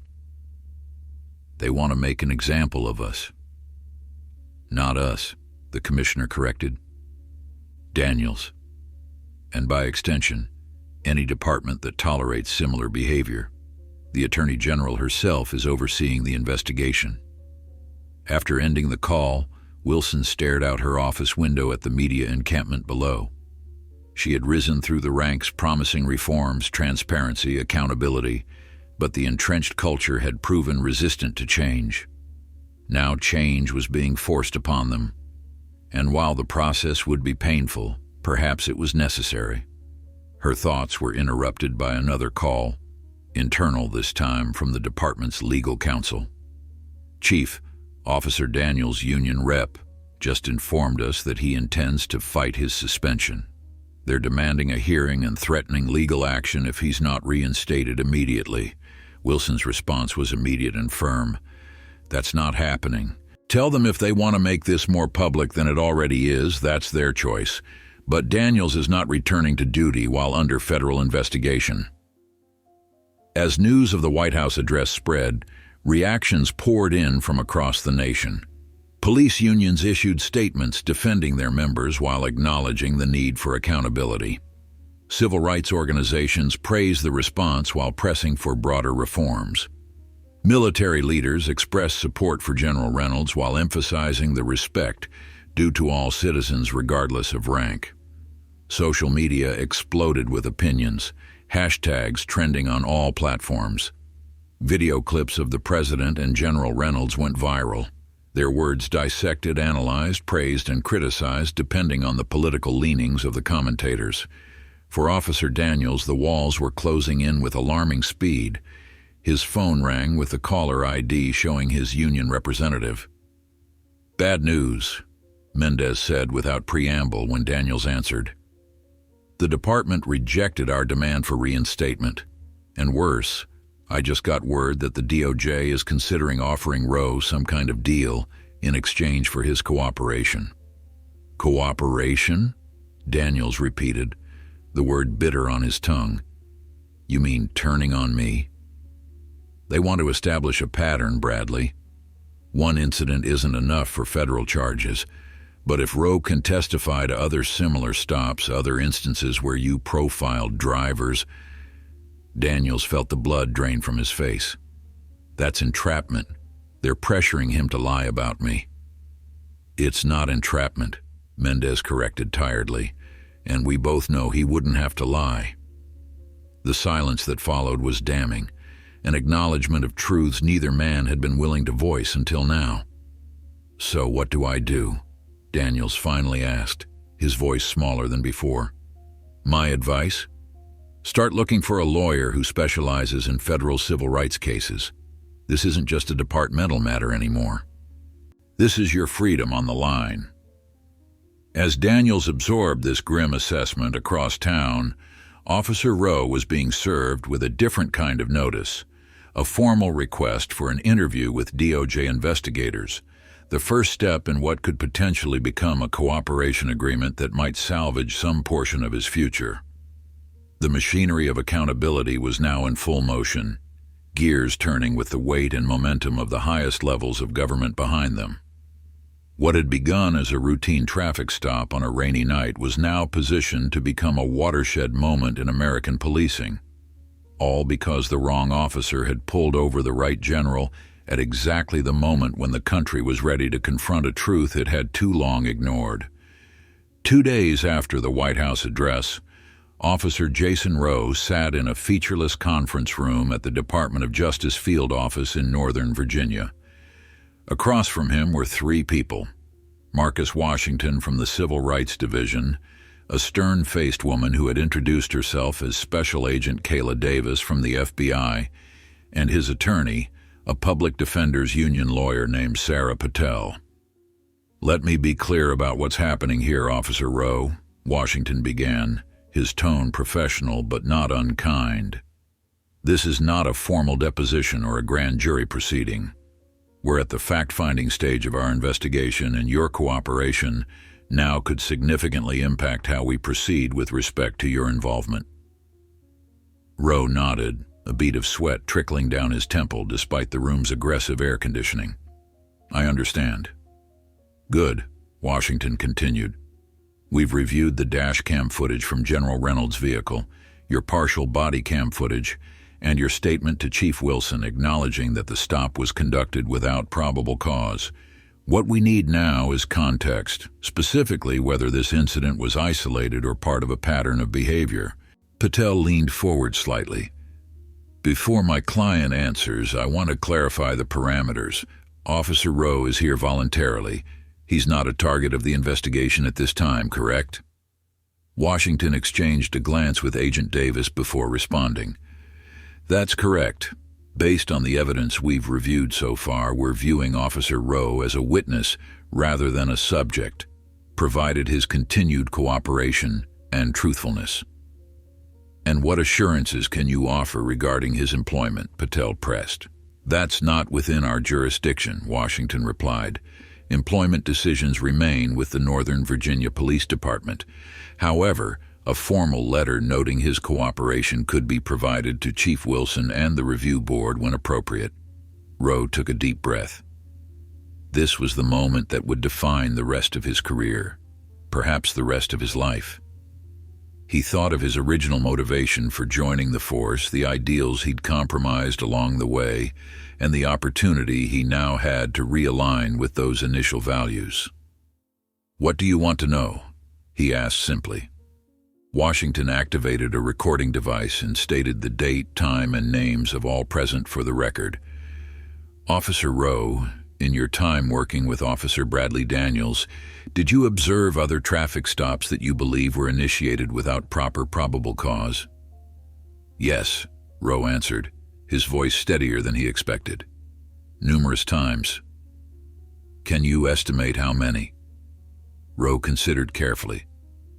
"At least 20 that I can recall clearly, all following a similar pattern." "And what pattern was that?" "Targeting drivers of color, particularly black men in higher-end vehicles. Officer Daniels called it statistical policing. His justification was that certain demographics were more likely to yield arrests or citations." Washington nodded, making notes. "Were these stops documented properly in official reports?" "No," Rowe admitted. "The reports always cited traffic violations, swerving, rolling stops, broken tail lights, justifications that would hold up if questioned." "Were these fabricated justifications?" "In many cases, yes." For the next 2 hours, Rowe provided detailed accounts of specific incidents, dates, locations, and outcomes. He described Daniels' methodology, the language he used when profiling drivers, and how he coached Rowe to write reports that would withstand scrutiny. By the time they called for a break, Rowe felt both drained and strangely liberated. As he stepped into the hallway with his attorney, Patel gave him a measured look. "You're doing the right thing," she said quietly. "But you understand this ends your partnership with Daniels permanently. There's no going back." "I know," Rowe nodded. "But honestly, there was no going back the moment we pulled General Reynolds over. This was always the only path forward that I could live with. While Rowe was cooperating with federal investigators, Officer Bradley Daniels was meeting with his newly hired attorney, Maxwell Chambers, a former prosecutor who specialized in defending police officers accused of misconduct. Chambers' office projected success and confidence, law books lining the walls, framed newspaper articles chronicling his victories, and a view of the Potomac that suggested his services didn't come cheap. "The situation is serious but not hopeless," Chambers was saying, reviewing the file he'd compiled. "The department's internal investigation is one thing. We can fight that through union procedures, appeal processes, the usual channels. The federal investigation is more concerning, but they'll need to prove a pattern of civil rights violations, not just one bad stop." Daniels shifted uncomfortably in his chair. "What about Rowe? My union rep says he's talking to the feds." Chambers' expression tightened. "That complicates things. If he's providing them with specifics about other incidents, they could establish the pattern they need. Do you have reason to believe he witnessed or participated in other stops that might be considered problematic?" The euphemism hung in the air between them. Daniels looked away, staring out at the river. "We worked together for 3 years. That's not an answer, Bradley." "What do you want me to say?" Daniels snapped, the pressure finally cracking his facade. "That I've pulled over black guys in nice cars because they looked out of place? That sometimes I'd follow them until they made a minor traffic error I could use as justification? That I taught Rowe to do the same? Is that what you want to hear?" Chambers didn't flinch at the outburst. Instead, he leaned back in his leather chair, studying his client with the detached calculation of a chess player reassessing the board after a significant loss of position. "What I want," he said finally, "is for you to be straight with me about what evidence might exist. Body cam footage, dash cam recordings, verbal statements to colleagues, text messages, emails, anything that could corroborate what Rowe might be telling them." Daniels ran a hand over his face, suddenly looking years older than his age. "Most of it wouldn't be on camera. I knew enough to turn the body cam on after I'd already decided to make the stop. The paperwork always matched whatever reason I gave dispatch." "Most, but not all." Chambers pressed. Daniels hesitated, then nodded reluctantly. "There might be some incidents where the timing doesn't quite match up, or where the violation isn't clearly visible on camera." Chambers made a note, his expression unreadable. "And what about digital communications? Did you ever text or email Rowe or other officers about your approach to these stops?" A flicker of genuine alarm crossed Daniels' face. "I might have. Nothing explicit, just, shorthand, department jokes." "Racial shorthand? Department jokes about profiling?" Chambers clarified, his pen pausing over the notepad. "Sometimes," Daniels admitted quietly. Chambers set down his pen and folded his hands on the desk. "Bradley, I'm going to be very direct with you. Based on what you're telling me, if Rowe is cooperating fully, and if the feds obtain your communication records, which they almost certainly will, we're not looking at saving your job anymore. We're looking at minimizing criminal exposure." The blunt assessment landed like a physical blow. Daniels had been clinging to the belief that this would eventually blow over, that he might face suspension or even demotion, but that ultimately he would remain in law enforcement. Chambers' words shattered that illusion completely. "Criminal exposure," Daniels repeated hollowly. "You mean jail?" "I mean we need to consider all options, including the possibility of negotiating with the U.S. Attorney's Office before charges are filed." "Negotiating? You mean pleading guilty?" Chambers nodded grimly. "Potentially, but we're not there yet. First, I need to see exactly what they have. I'll file motions to discover the evidence they're gathering. In the meantime, you need to be absolutely silent about this case. No social media, No conversations with former colleagues, no statements to the press. Complete communication blackout. Understood? As Daniels left the attorney's office, the full weight of his situation finally settled on his shoulders. This wasn't just about losing his job anymore. It was about losing his freedom. The career he had built, the identity he had constructed around his badge, all of it was crumbling beneath him with terrifying speed. At the Pentagon, General Reynolds was immersed in preparations for the first formal meeting of the Presidential Task Force on Equitable Policing. His office had been temporarily transformed into a command center for what he had come to see as a different kind of military operation. One fought with policy papers and data analyses rather than troops and weaponry, but no less crucial to the nation's well-being. His aide, Captain Lisa Herrera, entered with a stack of folders. The Department of Justice liaison sent over the preliminary findings from the civil rights investigation, sir. They've requested your feedback before the task force meeting tomorrow. Marcus took the folders with a nod of thanks. Any surprises? They've moved with unprecedented speed, sir. Officer Rowe is fully cooperating, providing details on numerous incidents that establish a clear pattern of discriminatory policing. The U.S. Attorney is already preparing charges against Officer Daniels. And the department leadership? The investigation has expanded to include supervisory failures. Chief Wilson is cooperating as well, though she's in a difficult position, acknowledging systemic problems while trying to preserve her ability to lead necessary reforms. Marcus absorbed this information thoughtfully. Schedule a private call with Chief Wilson for this afternoon. She deserves to hear directly from me about the task force's approach. This isn't about targeting her department specifically. It's about using this incident as a catalyst for nationwide change.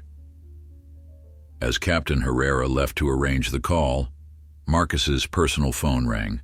Angela calling from her chambers at the federal courthouse. "Have you seen the latest polling?"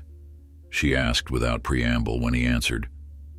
"No, I've been focused on the task force preparations." 83% support for the president's response to the incident. 77% approval for the task force initiative. Even more striking, 68% of respondents believe systemic reforms in policing are necessary. That's a 12-point jump from last month. Marcus sat back in his chair, processing the significance of these numbers. The country was ready for this conversation. More than ready, Angela agreed. Your experience provided the tipping point, but the underlying pressure has been building for years. This is a rare moment when public opinion, political will, and institutional power are aligned for meaningful change. We can't waste it, Marcus said, the responsibility weighing heavily on him. We won't, Angela promised. See you at home tonight. We have a lot to prepare before tomorrow's meeting.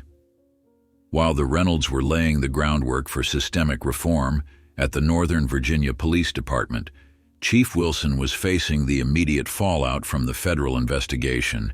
She had just concluded the call with General Reynolds, a surprisingly supportive conversation that had left her cautiously optimistic about her department's path forward, when her assistant interrupted with an urgent message. The union leadership is here, demanding to speak with you immediately.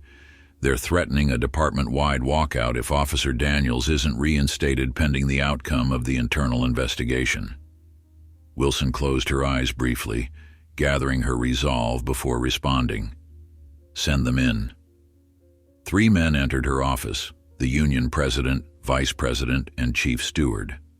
Their expressions ranged from barely contained fury to uncomfortable resignation. Gentlemen, Wilson greeted them, not bothering to stand. I understand you have concerns. Union President Mike Holden placed his hands on her desk, leaning forward aggressively. Concerns. You've thrown one of our officers to the wolves based on political pressure. Daniels deserves due process, not a public execution. Officer Daniels received due process, Wilson replied calmly. He was suspended according to department policy following evidence of serious misconduct. The federal investigation is separate from our internal procedures, and I have no authority to interfere with it. You could have defended him, the vice president interjected, made a public statement supporting your officers instead of rolling over for the White House and the media. Wilson's expression hardened. Defend what, exactly? Profiling a four-star general? Detaining him in the rain without cause? Filing a false report about the incident? Which of those actions deserves my public support? The union officials exchanged uncomfortable glances, their righteous indignation faltering against the concrete reality of what had occurred. This isn't just about Daniels, Wilson continued, pressing her advantage. This is about the reputation and integrity of this entire department. Every officer who puts on our uniform will be judged by this incident. My job isn't to blindly defend misconduct, it's to ensure we learn from it and emerge as a better, more accountable police force. And what about the walkout? Holden asked, though with notably less conviction than before. That's your decision, Wilson replied steadily. But before you make it, consider how it will look to the community we serve. Officers walking off the job not to protest dangerous working conditions or inadequate resources, but to defend a colleague caught on video racially profiling a military leader. Ask yourselves if that's really the hill you want this union to die on. The chief steward, who had remained silent until now, finally spoke. We've reviewed the evidence, Chief. The walkout won't happen. Most officers understand the situation, even if they don't like how it's playing out. Holden shot him a look of betrayal, but didn't contradict him. The momentum had shifted, and everyone in the room could feel it. What do you need from us? The steward asked pragmatically. Cooperation, Wilson answered immediately. The department is going to change, has to change, after this. I need union leadership at the table, helping to shape reforms rather than resisting them every step of the way. As the union officials filed out of her office, Wilson knew she had won a crucial battle in the larger war for departmental transformation. The ripples from the Reynolds incident would continue to spread. But for the first time since that rainy night, she felt like the department might eventually emerge stronger, rather than simply shattered. 1 week after the White House address, the Presidential Task Force on Equitable Policing convened its first official meeting in the Roosevelt Room. The table was filled with carefully selected representatives, law enforcement leaders, civil rights attorneys, community advocates, police reform experts, and academics specializing in criminal justice. At the head of the table sat General Marcus Reynolds and Judge Angela Reynolds, their presence as co-chairs making a powerful statement about the administration's commitment to the initiative. Thank you all for being here, Marcus began, surveying the assembled experts. Each of you brings a unique and valuable perspective to this table. Our mandate is clear but challenging: to develop concrete implementable recommendations for nationwide policing reforms within 90 days. Angela continued seamlessly, the couple's professional rapport evident in their coordinated leadership. We recognize the complexity of this task. Policing in America involves over 18,000 separate agencies, each with their own policies, cultures, and challenges. What works in New York City may not work in rural Montana. Our job is to identify core principles and practices that can be adapted across these diverse contexts. The White House Domestic Policy Advisor, Dr. Elena Ramirez, distributed detailed briefing packets to each member. The President has authorized unprecedented resources for this task force. You'll have access to data, research, and expertise from across the federal government. The expectation is not just a report that sits on a shelf, but an actionable blueprint for change. As the meeting progressed, it became clear that this was no typical government commission formed to study a problem indefinitely. The urgency was palpable, the timeline aggressive, and the political will behind it substantial. The nation's attention had been captured by the Reynolds incident, creating a rare window of opportunity for meaningful reform. During a brief break, Marcus stepped into the hallway to take a call from the Attorney General. He listened intently, his expression growing increasingly grave before thanking her and ending the call. "Everything okay?" Angela asked when he returned to the room. "The Attorney General just informed me that they're planning to release the dashcam video tomorrow," Marcus replied quietly. "The DOJ's preliminary investigation is complete, and they believe public interest outweighs other considerations at this point." Angela absorbed this news with measured concern. Though they had both known the video would eventually become public, the reality of millions of Americans witnessing Marcus's humiliation was still difficult to process. "Are you prepared for that?" she asked. Marcus straightened his shoulders almost imperceptibly, a military man steeling himself for a difficult mission. "It's necessary. The public needs to see what actually happened, not just hear about it. Maybe seeing a 4-star general treated this way will help people understand what happens to those without my rank or resources." As the task force resumed its work, developing subcommittees and establishing research priorities across town, the U.S. Attorney's Office was finalizing its case against Officer Bradley Daniels.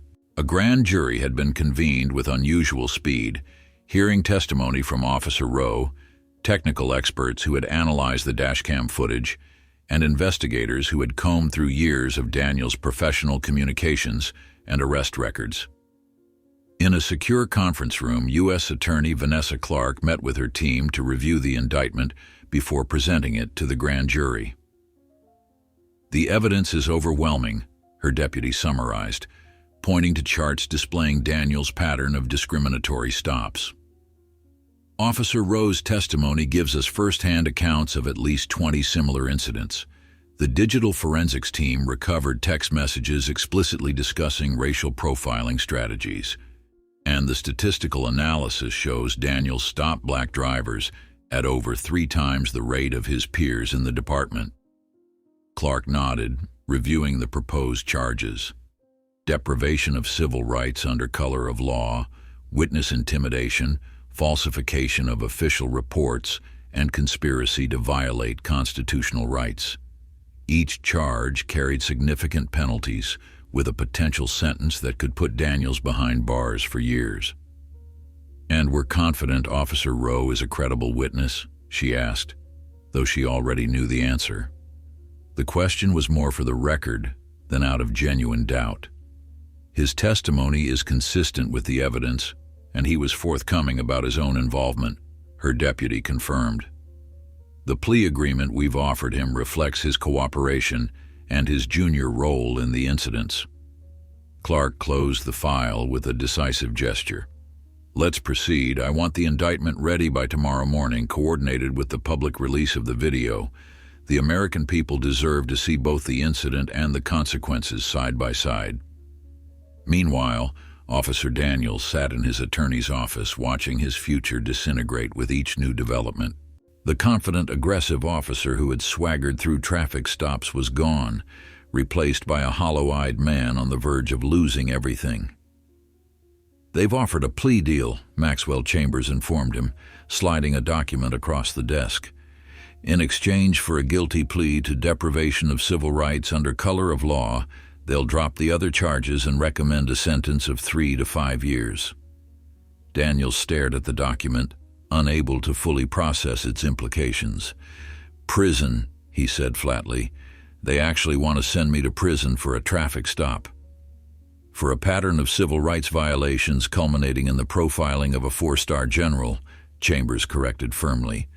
"Bradley, I need you to understand the gravity of this situation. The evidence they've assembled is substantial. Officer Rowe's testimony alone is damaging enough, but combined with your text messages, statistical patterns, and the dashcam footage, a trial would be extremely risky. So that's it? I just plead guilty and go to prison? My whole life is over because of one traffic stop?" Chambers leaned forward, his expression serious. No, your career is over because of a sustained pattern of misconduct that finally caught up with you when you targeted someone with the power to fight back. The choice now is whether you want to risk a significantly longer sentence by taking this to trial." Daniels looked away, unable to meet his attorney's gaze. The reality he had been avoiding for days was finally inescapable. There would be no administrative slap on the wrist, no quiet resignation followed by a job at another department, no path back to the life he had known. The system he had served and misused was now poised to make an example of him. "I need time to think," he finally said. "You have until tomorrow morning," Chambers replied. "Once they release the video and announce the indictment, this offer expires. The political pressure will make leniency impossible after that." As Daniels left the office, the weight of his decisions, not just from that rainy night but from years of similar choices, pressed down on him like a physical force. He had never imagined being on this side of the justice system, never considered that the power he wielded could someday be wielded against him.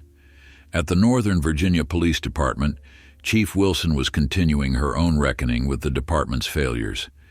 She had spent the day in meetings with her command staff, reviewing preliminary findings from an independent audit she had commissioned of the department's traffic stop practices. "The patterns are undeniable," the external consultant explained, displaying slides that broke down stops by race, reason, outcome, and officer.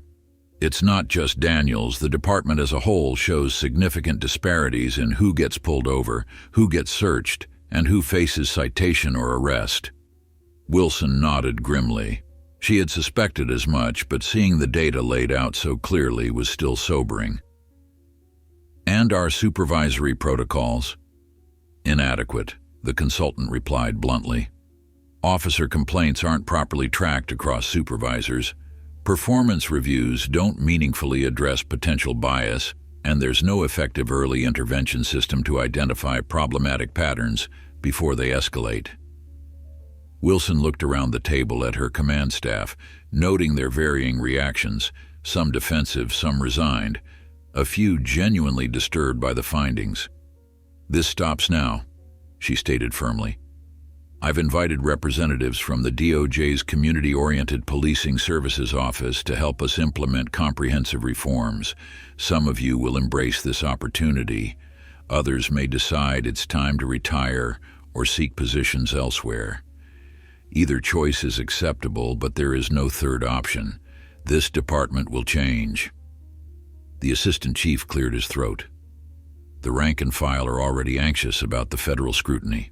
These kinds of sweeping reforms could damage morale further.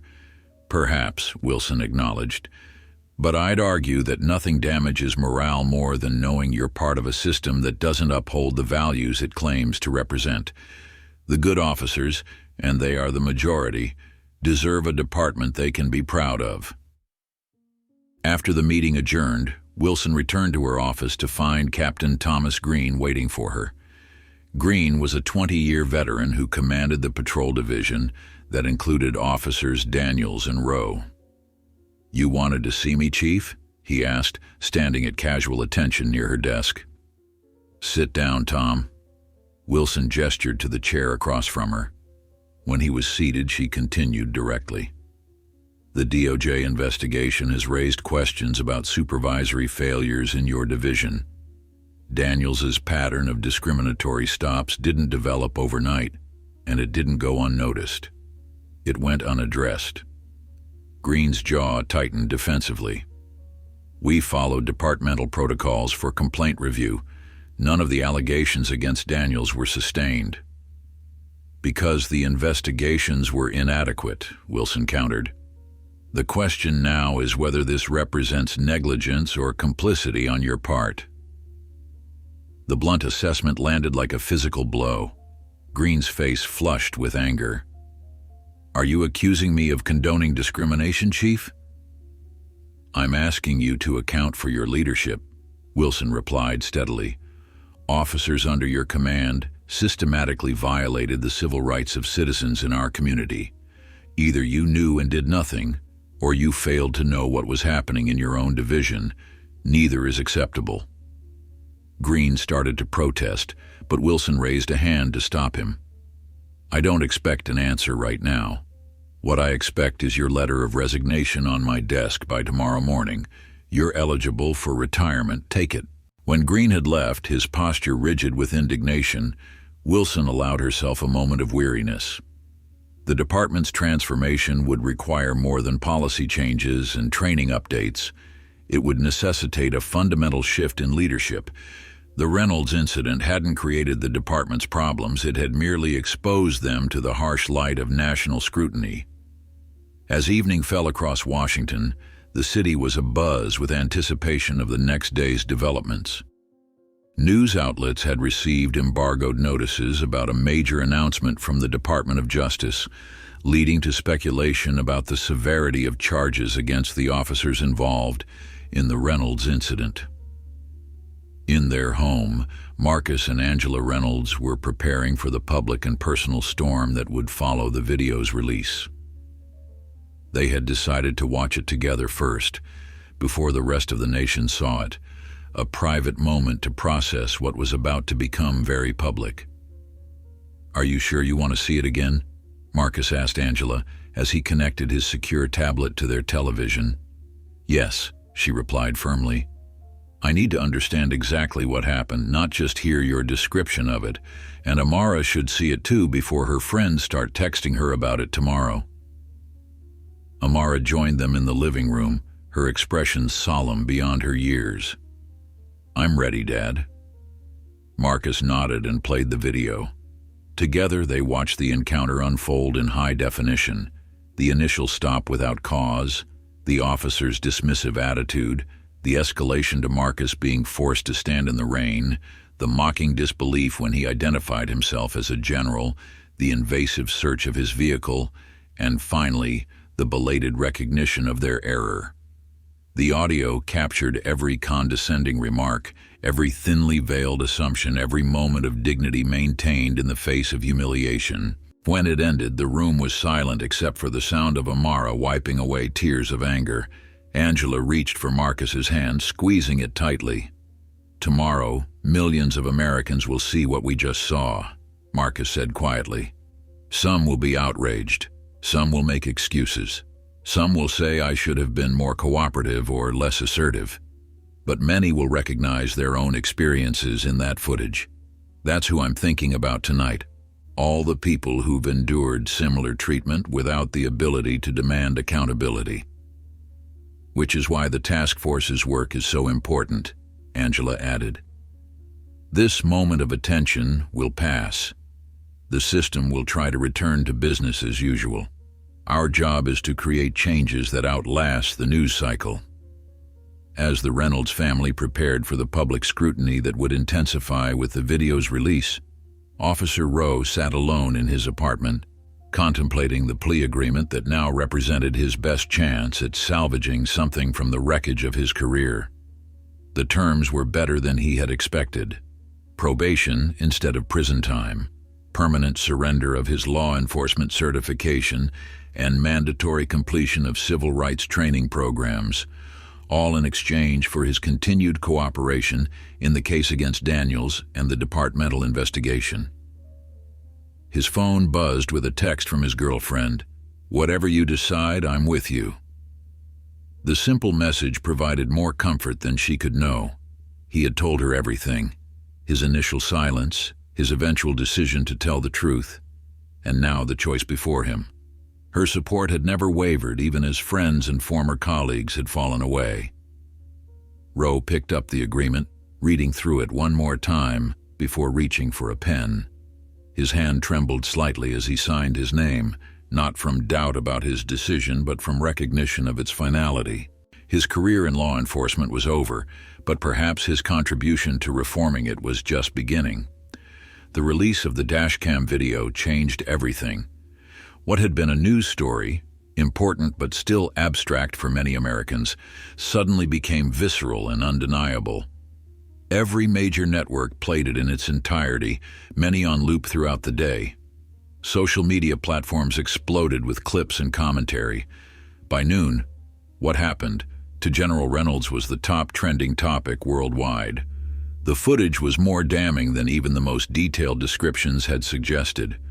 The crystal-clear audio captured every dismissive comment, every thinly veiled assumption, every moment of unwarranted escalation. But perhaps most powerful was the visible dignity with which General Reynolds conducted himself throughout the encounter.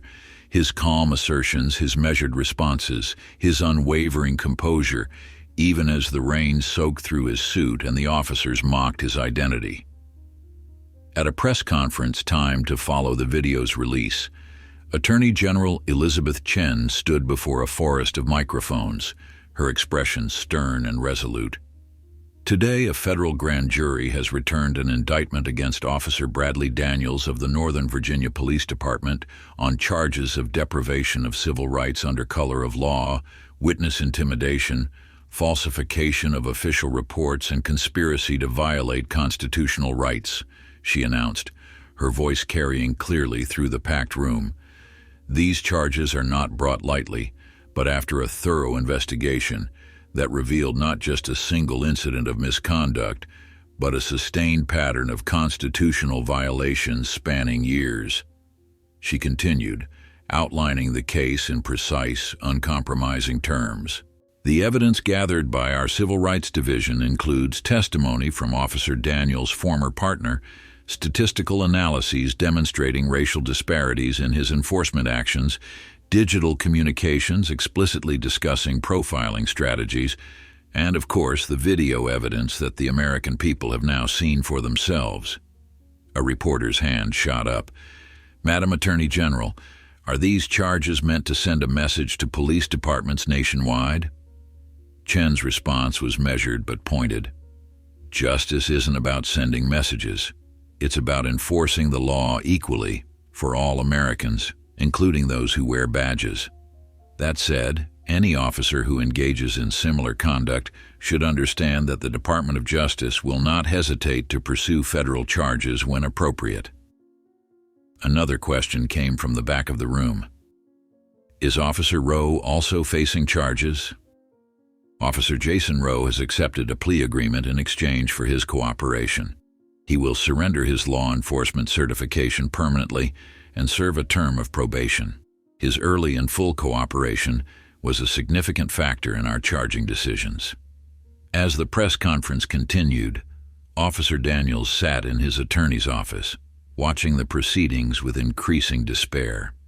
The plea offer he had been considering, 3 to 5 years in prison in exchange for a guilty plea to a single count, seemed almost generous in light of the multiple charges now formally filed against him. They're making an example of me, he muttered, hands clenched into fists on his knees. Yes, Chambers agreed bluntly. They are. But that doesn't change our calculation. The evidence is overwhelming, Bradley. Fighting these charges would likely result in a longer sentence and expend resources you don't have on a battle you can't win. Daniels looked away, unable to argue with the harsh assessment. On the television, footage now showed his own empty house, surrounded by news vans and curious onlookers. His address had somehow leaked to the media, transforming his home into a macabre tourist attraction. His phone buzzed constantly with messages from former friends and colleagues, some offering sympathy but most distancing themselves from his disgrace. What happens if I take the deal? He finally asked, the fight draining from his voice. You plead guilty to the civil rights violation, make a full statement acknowledging your actions, and they drop the other charges. You'll serve between 3 and 5 years in federal prison, followed by a period of supervised release. Your law enforcement career is over permanently, but you avoid the risk of a much longer sentence. And if I don't take it? Chambers sighed. You face trial on all charges. Given the video evidence, Officer Rowe's testimony, and the additional documentation they've gathered, conviction is highly likely. The combined maximum sentence for all charges exceeds 20 years. The stark numbers hung in the air between them. Daniels slumped back in his chair, the full weight of his situation finally impossible to deny. "I never thought," he began, then trailed off, uncertain how to complete the thought. "Few people do," Chambers replied, surprising Daniels with a hint of genuine sympathy. "The system seems impenetrable until suddenly it isn't. The badge feels like armor until it becomes a target." While Daniels contemplated his limited options, across town, Officer Rowe was experiencing a different kind of reckoning. He sat in a community center in one of Northern Virginia's predominantly black neighborhoods, invited by local activists to participate in a listening session about police reform. The organizers had been skeptical about including him, but ultimately decided his perspective as a former officer who had chosen truth over solidarity could be valuable. Rowe sat quietly near the back as community members shared stories of police interactions, some brutal, some merely demeaning, all leaving marks that no official report had ever captured. He had imagined himself prepared for what he would hear, but the cumulative weight of the testimonies left him feeling hollowed out, a growing recognition of how little he had understood about the communities he had sworn to protect and serve.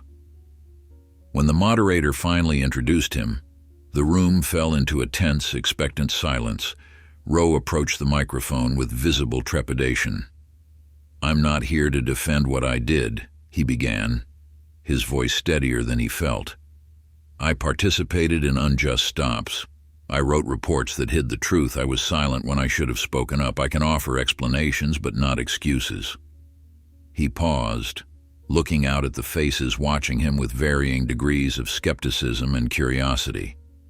"What I can do is tell you how it happens, how good intentions get corrupted, how the culture shapes you until you can't see what's wrong anymore. Not to justify it, but because understanding the problem is the first step toward solving it." For the next 20 minutes, Rowe spoke candidly about the informal training that happened in patrol cars, the coded language used to discuss racial profiling, the peer pressure to conform, and the systemic failures that allowed officers like Daniels to operate unchecked for years. When he finished, the silence that followed was different. Not warm acceptance, but a grudging acknowledgement that his honesty had value. The first question came from an older woman in the front row. "Would you have come forward if it hadn't been a general you stopped that night? If it had been my grandson instead?" The question struck at the heart of Rowe's own doubts. He gripped the edges of the podium, forcing himself to meet her gaze. "I want to say yes," he admitted. "But the truth is, I don't know. It took seeing someone with power being mistreated to make me finally speak up. That's part of the problem. We've created a system where abuses against ordinary citizens can be ignored or explained away.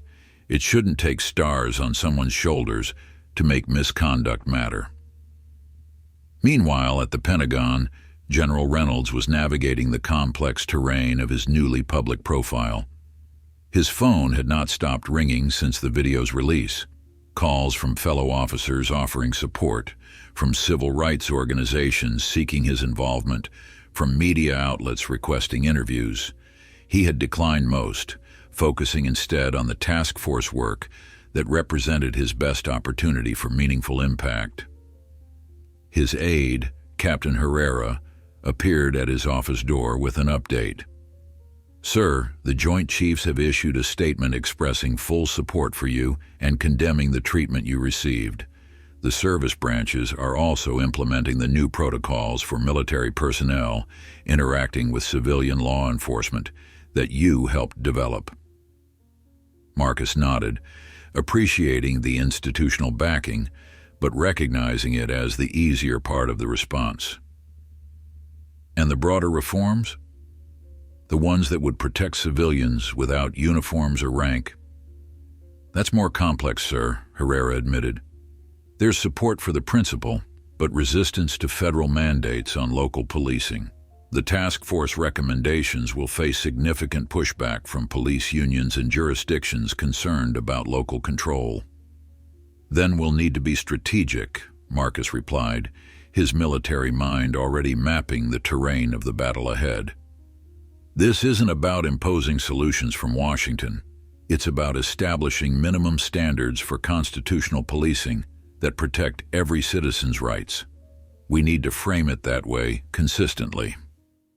As General Reynolds continued his work at the Pentagon, Chief Wilson was facing her own challenges at the Northern Virginia Police Department. The release of the video had intensified scrutiny from all sides, community members demanding a complete overhaul, officers worried about retribution for past actions, city officials concerned about legal liability. She had just concluded a tense community forum when her phone rang, the mayor calling with news she had been both expecting and dreading. The city council voted unanimously to accept federal oversight, he informed her without preamble.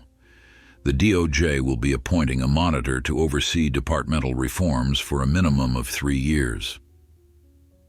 Wilson closed her eyes briefly, absorbing the reality of what this meant. Federal oversight was a public acknowledgement that the department could not be trusted to reform itself, a humiliation, certainly, but also potentially a lifeline for the changes she had been trying to implement for years. "I understand," she said finally. "Will I be allowed to remain as chief during the oversight period?" The mayor hesitated, the pause communicating volumes. "For now," he replied carefully. "The monitor will assess leadership needs as part of the initial review. Your cooperation with the process will be a significant factor in that assessment." The implication was clear. Embrace the federal intervention wholeheartedly, or join Captain Green in retirement. Wilson had no illusions about which path she would choose. Despite the blow to her pride, the oversight offered the best chance for sustainable reform. "I'll ensure the department's full cooperation," she assured him. "This isn't about protecting our reputation anymore.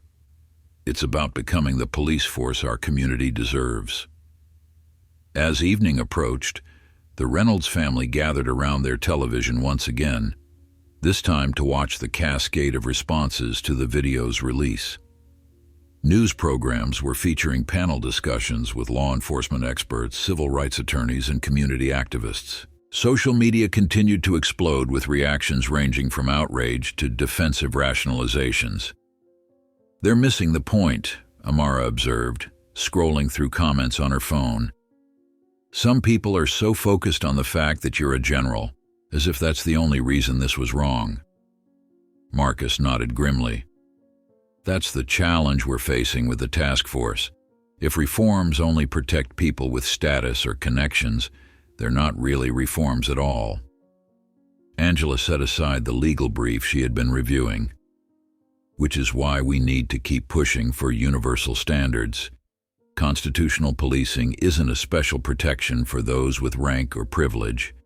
It's a basic right for every American." The doorbell rang, interrupting their discussion. Amara went to answer it, returning moments later with an unexpected visitor. Benjamin Clark from the Coalition for Police Accountability, whom they had met briefly after the White House announcement.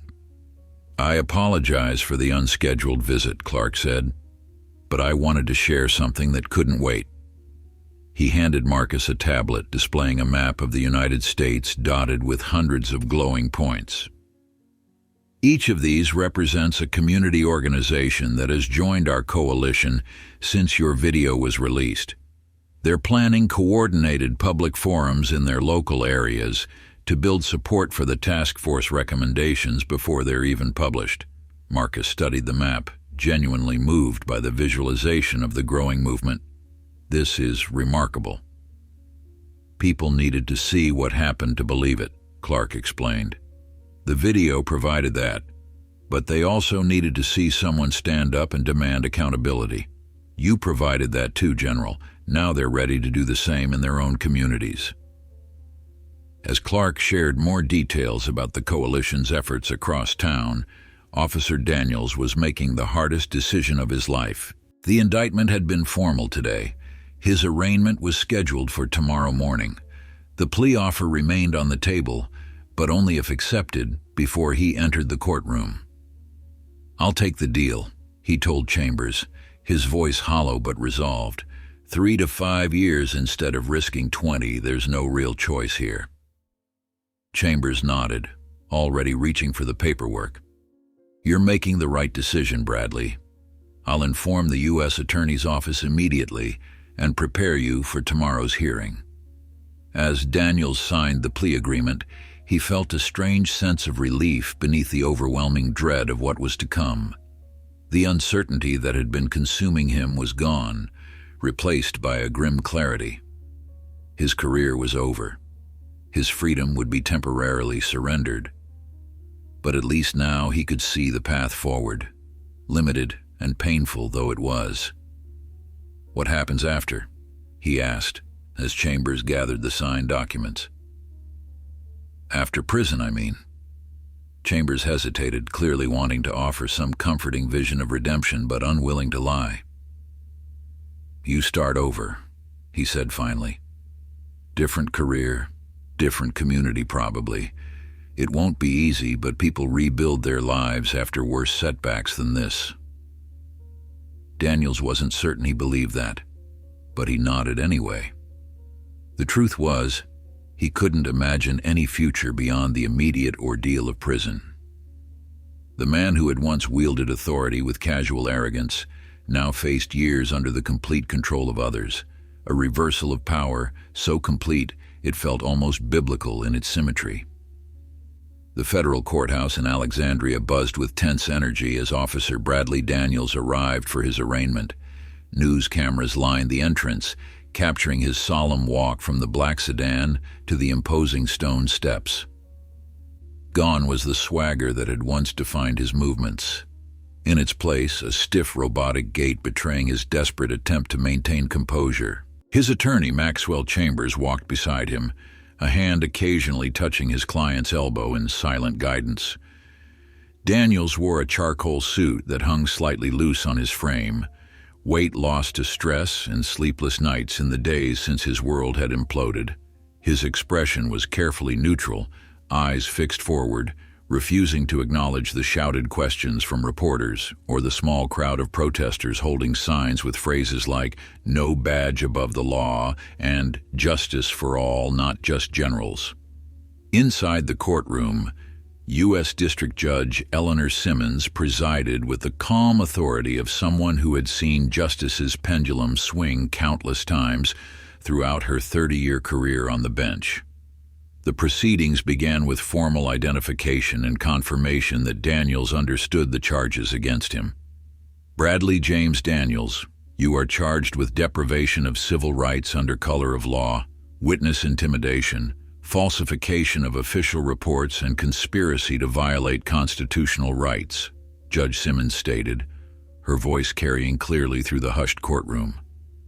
"Do you understand these charges as they have been read to you?"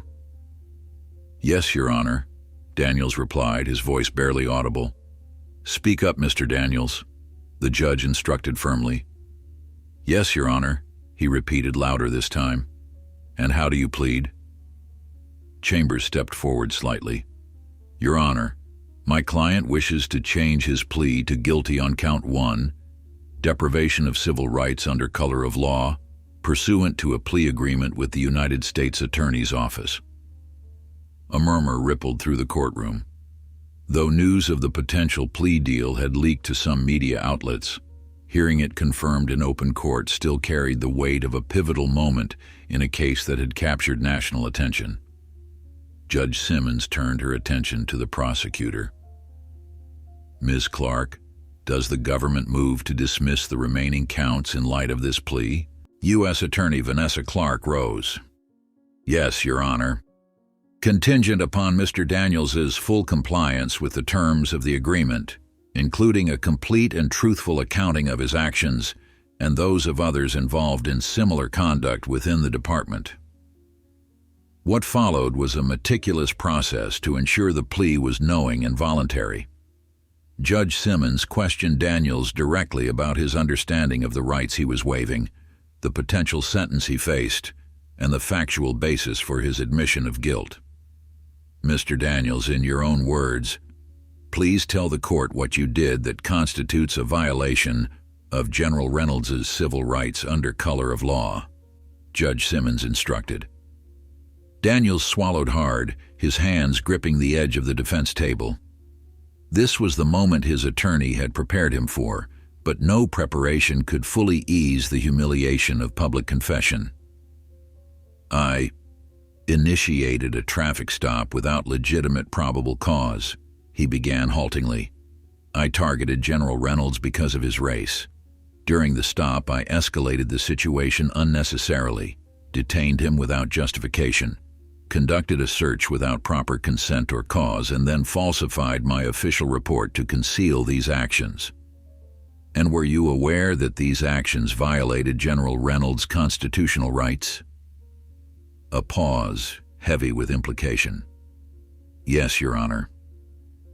Was this an isolated incident or part of a pattern of similar conduct? Another pause, longer this time. It was part of a pattern, Your Honor. The admission hung in the air, its significance extending far beyond this single case. It was a confirmation of what many in marginalized communities had asserted for decades, that some officers systematically violated civil rights as a matter of routine practice, not exceptional misconduct. Judge Simmons studied Daniels for a long moment before continuing. The court accepts your guilty plea to count 1. Sentencing will be scheduled in 60 days, pending the completion of a pre-sentence investigation. Until that time, you will remain released on your current bond with the same conditions previously imposed. As the proceedings concluded, Daniels stood with the strange, hollow sensation of a man who had just participated in the formal dismantling of his own life. The career he had built, the identity he had constructed, the future he had planned, all of it now relegated to a past that could never be reclaimed. Outside the courthouse, U.S. Attorney Clark addressed the waiting media. Today's guilty plea represents an important acknowledgement that no one, including those who wear a badge, is above the law. This case is not about a single traffic stop gone wrong. It is about a sustained pattern of civil rights violations that corrupts the very notion of equal justice under law. As reporters shouted follow-up questions, Clark continued with measured precision. This prosecution is just one aspect of a broader effort to address systemic issues in policing. The Department of Justice remains committed to ensuring that constitutional policing is not an aspiration but a consistent reality for all Americans, regardless of their race, rank, or resources. While Officer Daniels' legal fate was being formalized in Alexandria, across Washington, the Presidential Task Force on Equitable Policing was entering a new phase of its work.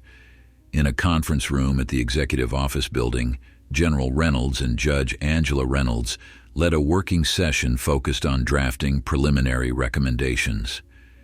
The data is clear, Dr. James Foster, a criminal justice researcher, explained to the assembled members.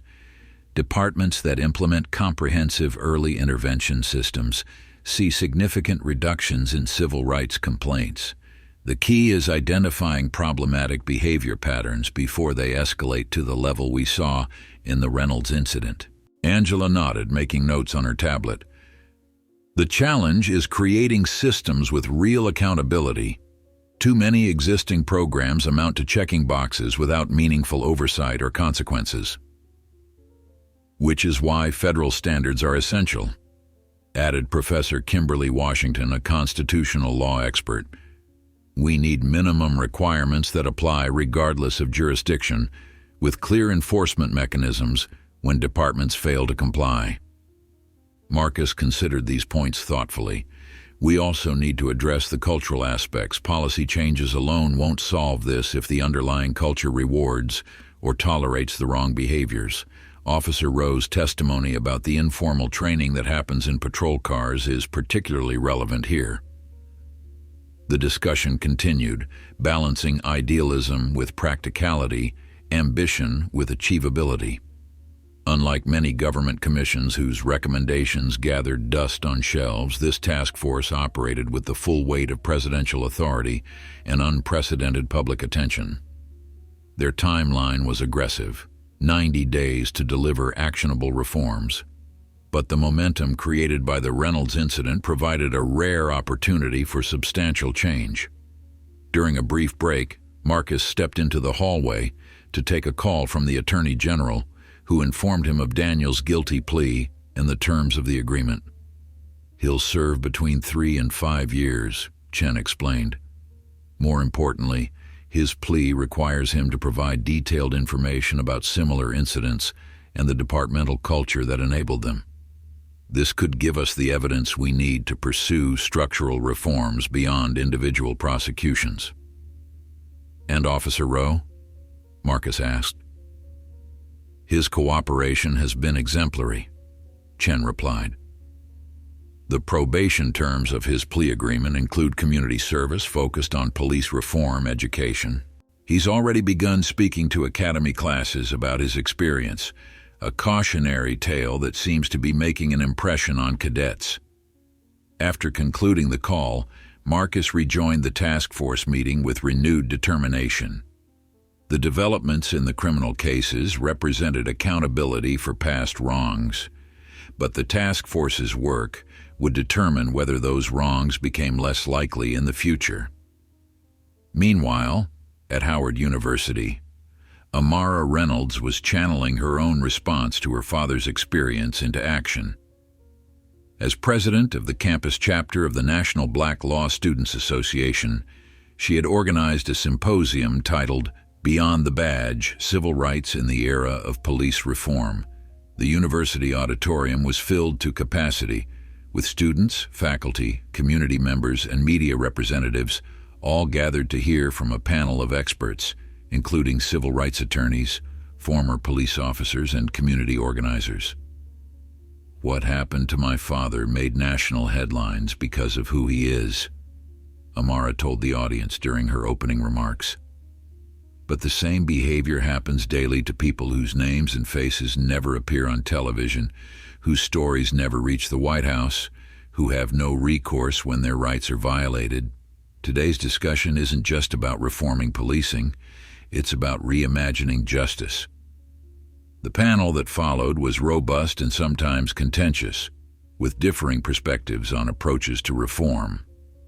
But underlying the various viewpoints was a shared recognition that the Reynolds incident had created a moment of possibility, a window for change that would not remain open indefinitely.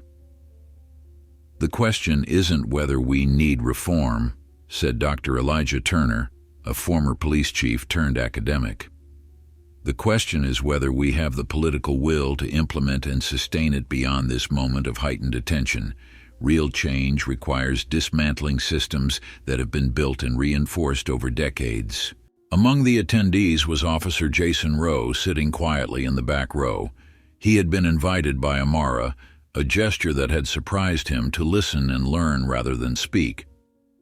As he absorbed the perspectives being shared, he was struck by how much he had never understood about the communities he had policed, despite assuming he knew them well enough to judge who belonged and who didn't. Across town, in her office at the Northern Virginia Police Department, Chief Wilson was meeting with the newly appointed federal monitor, a former judge named Richard Hartman, who had overseen similar interventions in police departments across the country. "I won't sugarcoat this, Chief Wilson," Hartman said after reviewing the preliminary assessment of the department. "The problems here are deep and pervasive.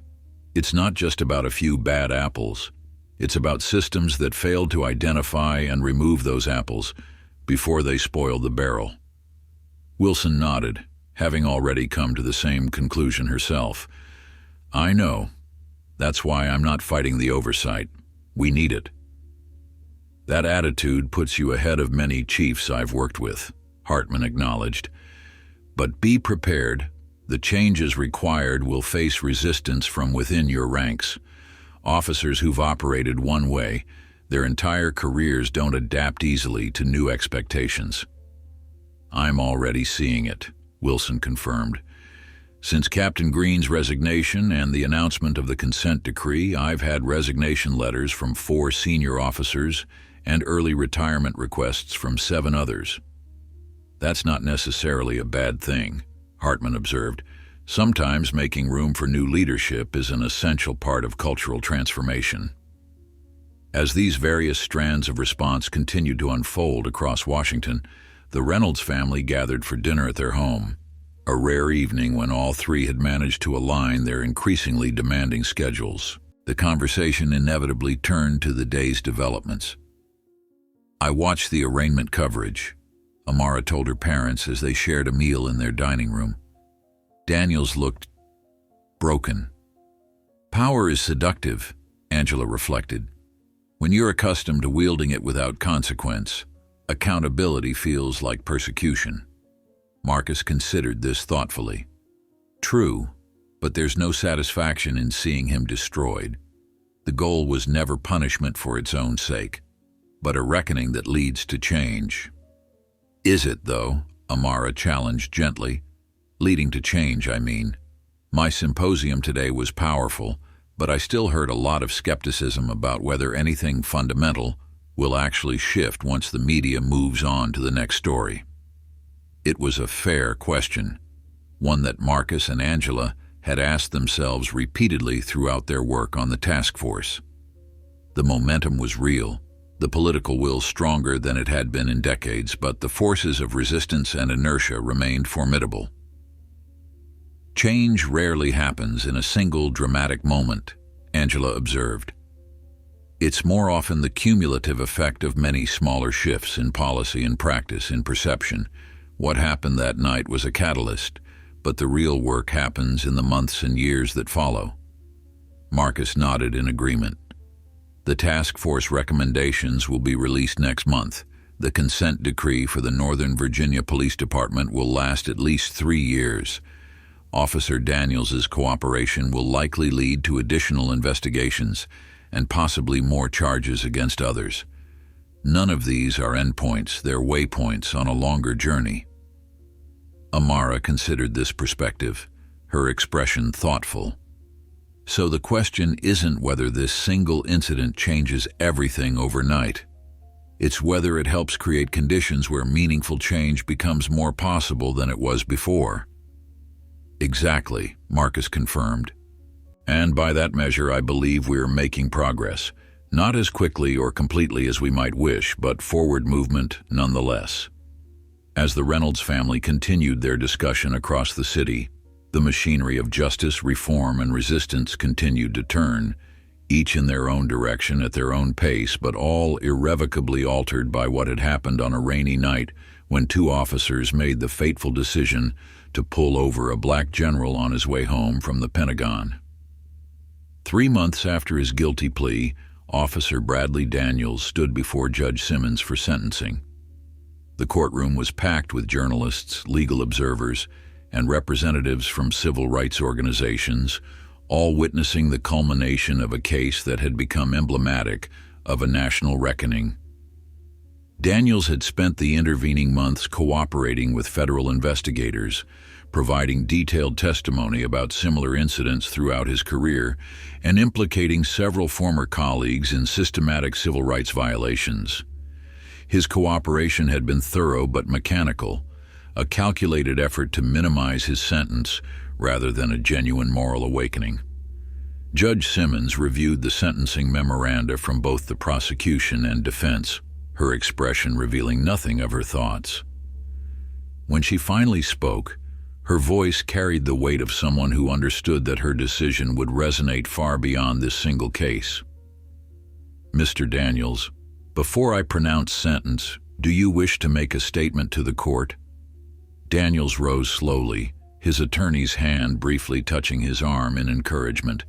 He had prepared remarks, carefully crafted with Chambers' guidance to strike the appropriate tone of remorse, without admitting to anything beyond what he had already acknowledged in his plea.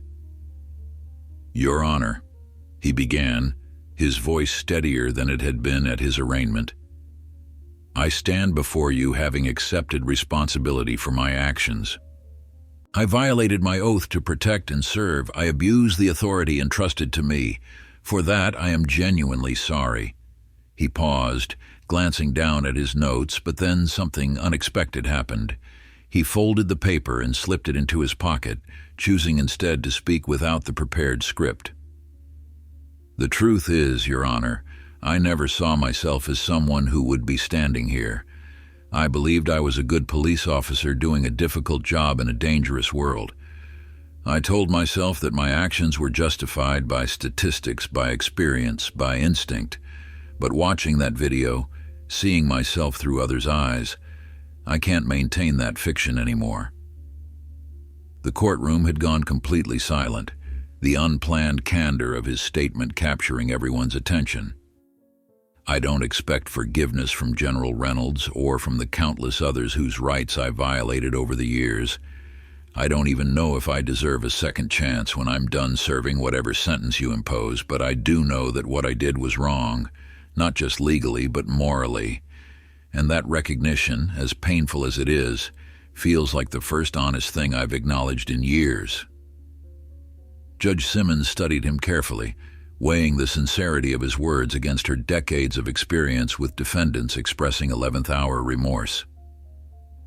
"Mr. Daniels, I appreciate your statement. The question before me today is one of appropriate punishment for serious violations of another citizen's constitutional rights, violations committed by someone sworn to protect those very rights." She consulted her notes before continuing. "The sentencing guidelines recommend 41 to 51 months of imprisonment. The government has moved for a downward departure based on your substantial cooperation, requesting a sentence of 36 months. Your attorney has argued for further leniency, suggesting 24 months would be sufficient." The judge set aside her papers and looked directly at Daniels. "Having considered all factors, including the nature and circumstances of the offense, your history and characteristics, the need for the sentence to reflect the seriousness of the offense, and the importance of promoting respect for the law, I hereby sentence you to 40 months in federal prison, followed by 3 years of supervised release." A murmur rippled through the courtroom as Daniels absorbed the news.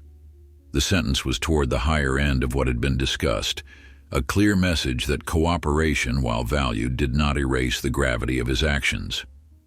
"Additionally," Judge Simmons continued, "you will be required to complete 500 hours of community service during your supervised release, specifically focused on civil rights education.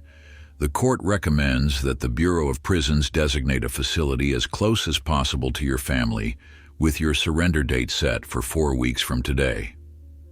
As Daniels was led away to begin processing, reporters rushed from the courtroom to file their stories. The sentencing marked the end of his law enforcement career and the beginning of a personal reckoning that would continue long after he completed his prison term. Outside the courthouse, U.S. Attorney Vanessa Clark addressed the waiting media. "Today's sentence sends a clear message that civil rights violations committed under color of law will be prosecuted and punished appropriately. Officer Daniels is not the first law enforcement officer to face federal charges for such violations, and unfortunately, he is unlikely to be the last. But each case strengthens our commitment to ensuring that the badge remains a symbol of protection, not oppression." Across Washington, in the East Room of the White House, a different kind of accountability was being formalized.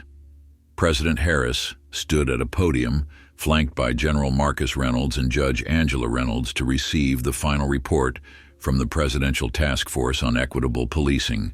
Cabinet members, congressional leaders, civil rights advocates, and law enforcement representatives filled the room, a visual representation of the broad coalition that had contributed to the task force's work. "3 months ago, I stood in this room and promised that what happened to General Reynolds would lead to meaningful change," the president began. "Today, I am proud to receive the task force's comprehensive blueprint for transforming policing in America." The report, bound in a blue cover emblazoned with the presidential seal, contained over 200 pages of detailed recommendations, from legislative proposals to executive actions, from federal funding priorities to model policies for local implementation. These recommendations reflect hundreds of hours of research, consultation, and deliberation, the President continued. They draw on best practices already working in departments across the country, academic research on effective policing strategies, and the lived experiences of communities most impacted by law enforcement practices. The President turned to Marcus and Angela, acknowledging their leadership. General and Judge Reynolds took a deeply personal experience that could have remained a private injury and transformed it into a catalyst for national progress. Their commitment to ensuring that reforms benefit all Americans, not just those with rank or resources, has been the guiding principle of this task force. Marcus stepped to the podium next, his military bearing as impeccable as ever, but his perspective fundamentally altered by the months of intensive work on the task force. What began as a humiliating encounter on a rainy night has evolved into something I could never have anticipated, he told the assembled dignitaries and the national audience watching via live stream. I've spent my career defending American ideals abroad. Now I find myself working to strengthen those same ideals at home, to close the gap between our nation's promises and its practices. He outlined the core recommendations: mandatory body cameras with strict activation protocols, early intervention systems to identify problematic officer behavior before it escalates, civilian oversight boards with genuine investigatory power, revised use of force policies emphasizing de-escalation, and federal standards for police certification that could be revoked for misconduct, preventing officers fired for cause from simply moving to another department. These recommendations are not punitive, Marcus emphasized. They're protective of civil rights, of community safety, and of the integrity of the law enforcement profession itself. The vast majority of officers who serve honorably deserve systems that identify and remove those who don't. Angela spoke next, her judicial experience evident in her precise, measured delivery. Implementation will require collaboration across all levels of government. We've structured these recommendations to respect local control while establishing minimum federal standards for constitutional policing. Some changes can be made immediately through executive action. Others will require congressional legislation. Still others will depend on state and local initiatives. When the formal presentation concluded, the President signed an executive order implementing several recommendations that fell within executive authority, including enhanced data collection on police encounters, revised guidelines for federal law enforcement agencies, and new criteria for Department of Justice grants to local departments. This is just the beginning, the President promised as the ceremony concluded. My administration is fully committed to seeing these reforms implemented nationwide. As the event transitioned to a reception, Marcus and Angela found themselves approached by an unexpected guest, Officer Jason Rowe, who had been invited to represent the perspective of officers committed to reform. General Reynolds, Judge Reynolds, he greeted them, his demeanor respectful but no longer deferential in the way it had been during that fateful traffic stop. I wanted to thank you both for ensuring the task force recommendations included support for officers who report misconduct. The blue wall of silence is real, and breaking it comes at a high personal cost. Your testimony was instrumental in understanding how that culture operates, Angela acknowledged. How are you doing with your new role? Rowe had found an unexpected path forward after his law enforcement career ended. Instead of fading into obscurity or becoming embittered, he had emerged as a valuable voice in police reform efforts, speaking candidly about the cultural forces that enable and protect misconduct. It's challenging, he admitted. Some former colleagues view me as a traitor. Many activists remain skeptical of my motivations, but the police academy programs are going well. Cadets seem to respond to hearing directly from someone who made these mistakes and faced the consequences. Marcus nodded thoughtfully. Transformation rarely comes without discomfort. Your willingness to speak honestly about your experiences provides something valuable that neither critics nor defenders of the system alone can offer. At the Northern Virginia Police Department, the changes set in motion by the Reynolds incident had continued to unfold with steadily increasing momentum. The department was in the midst of its most significant restructuring in decades, with new leadership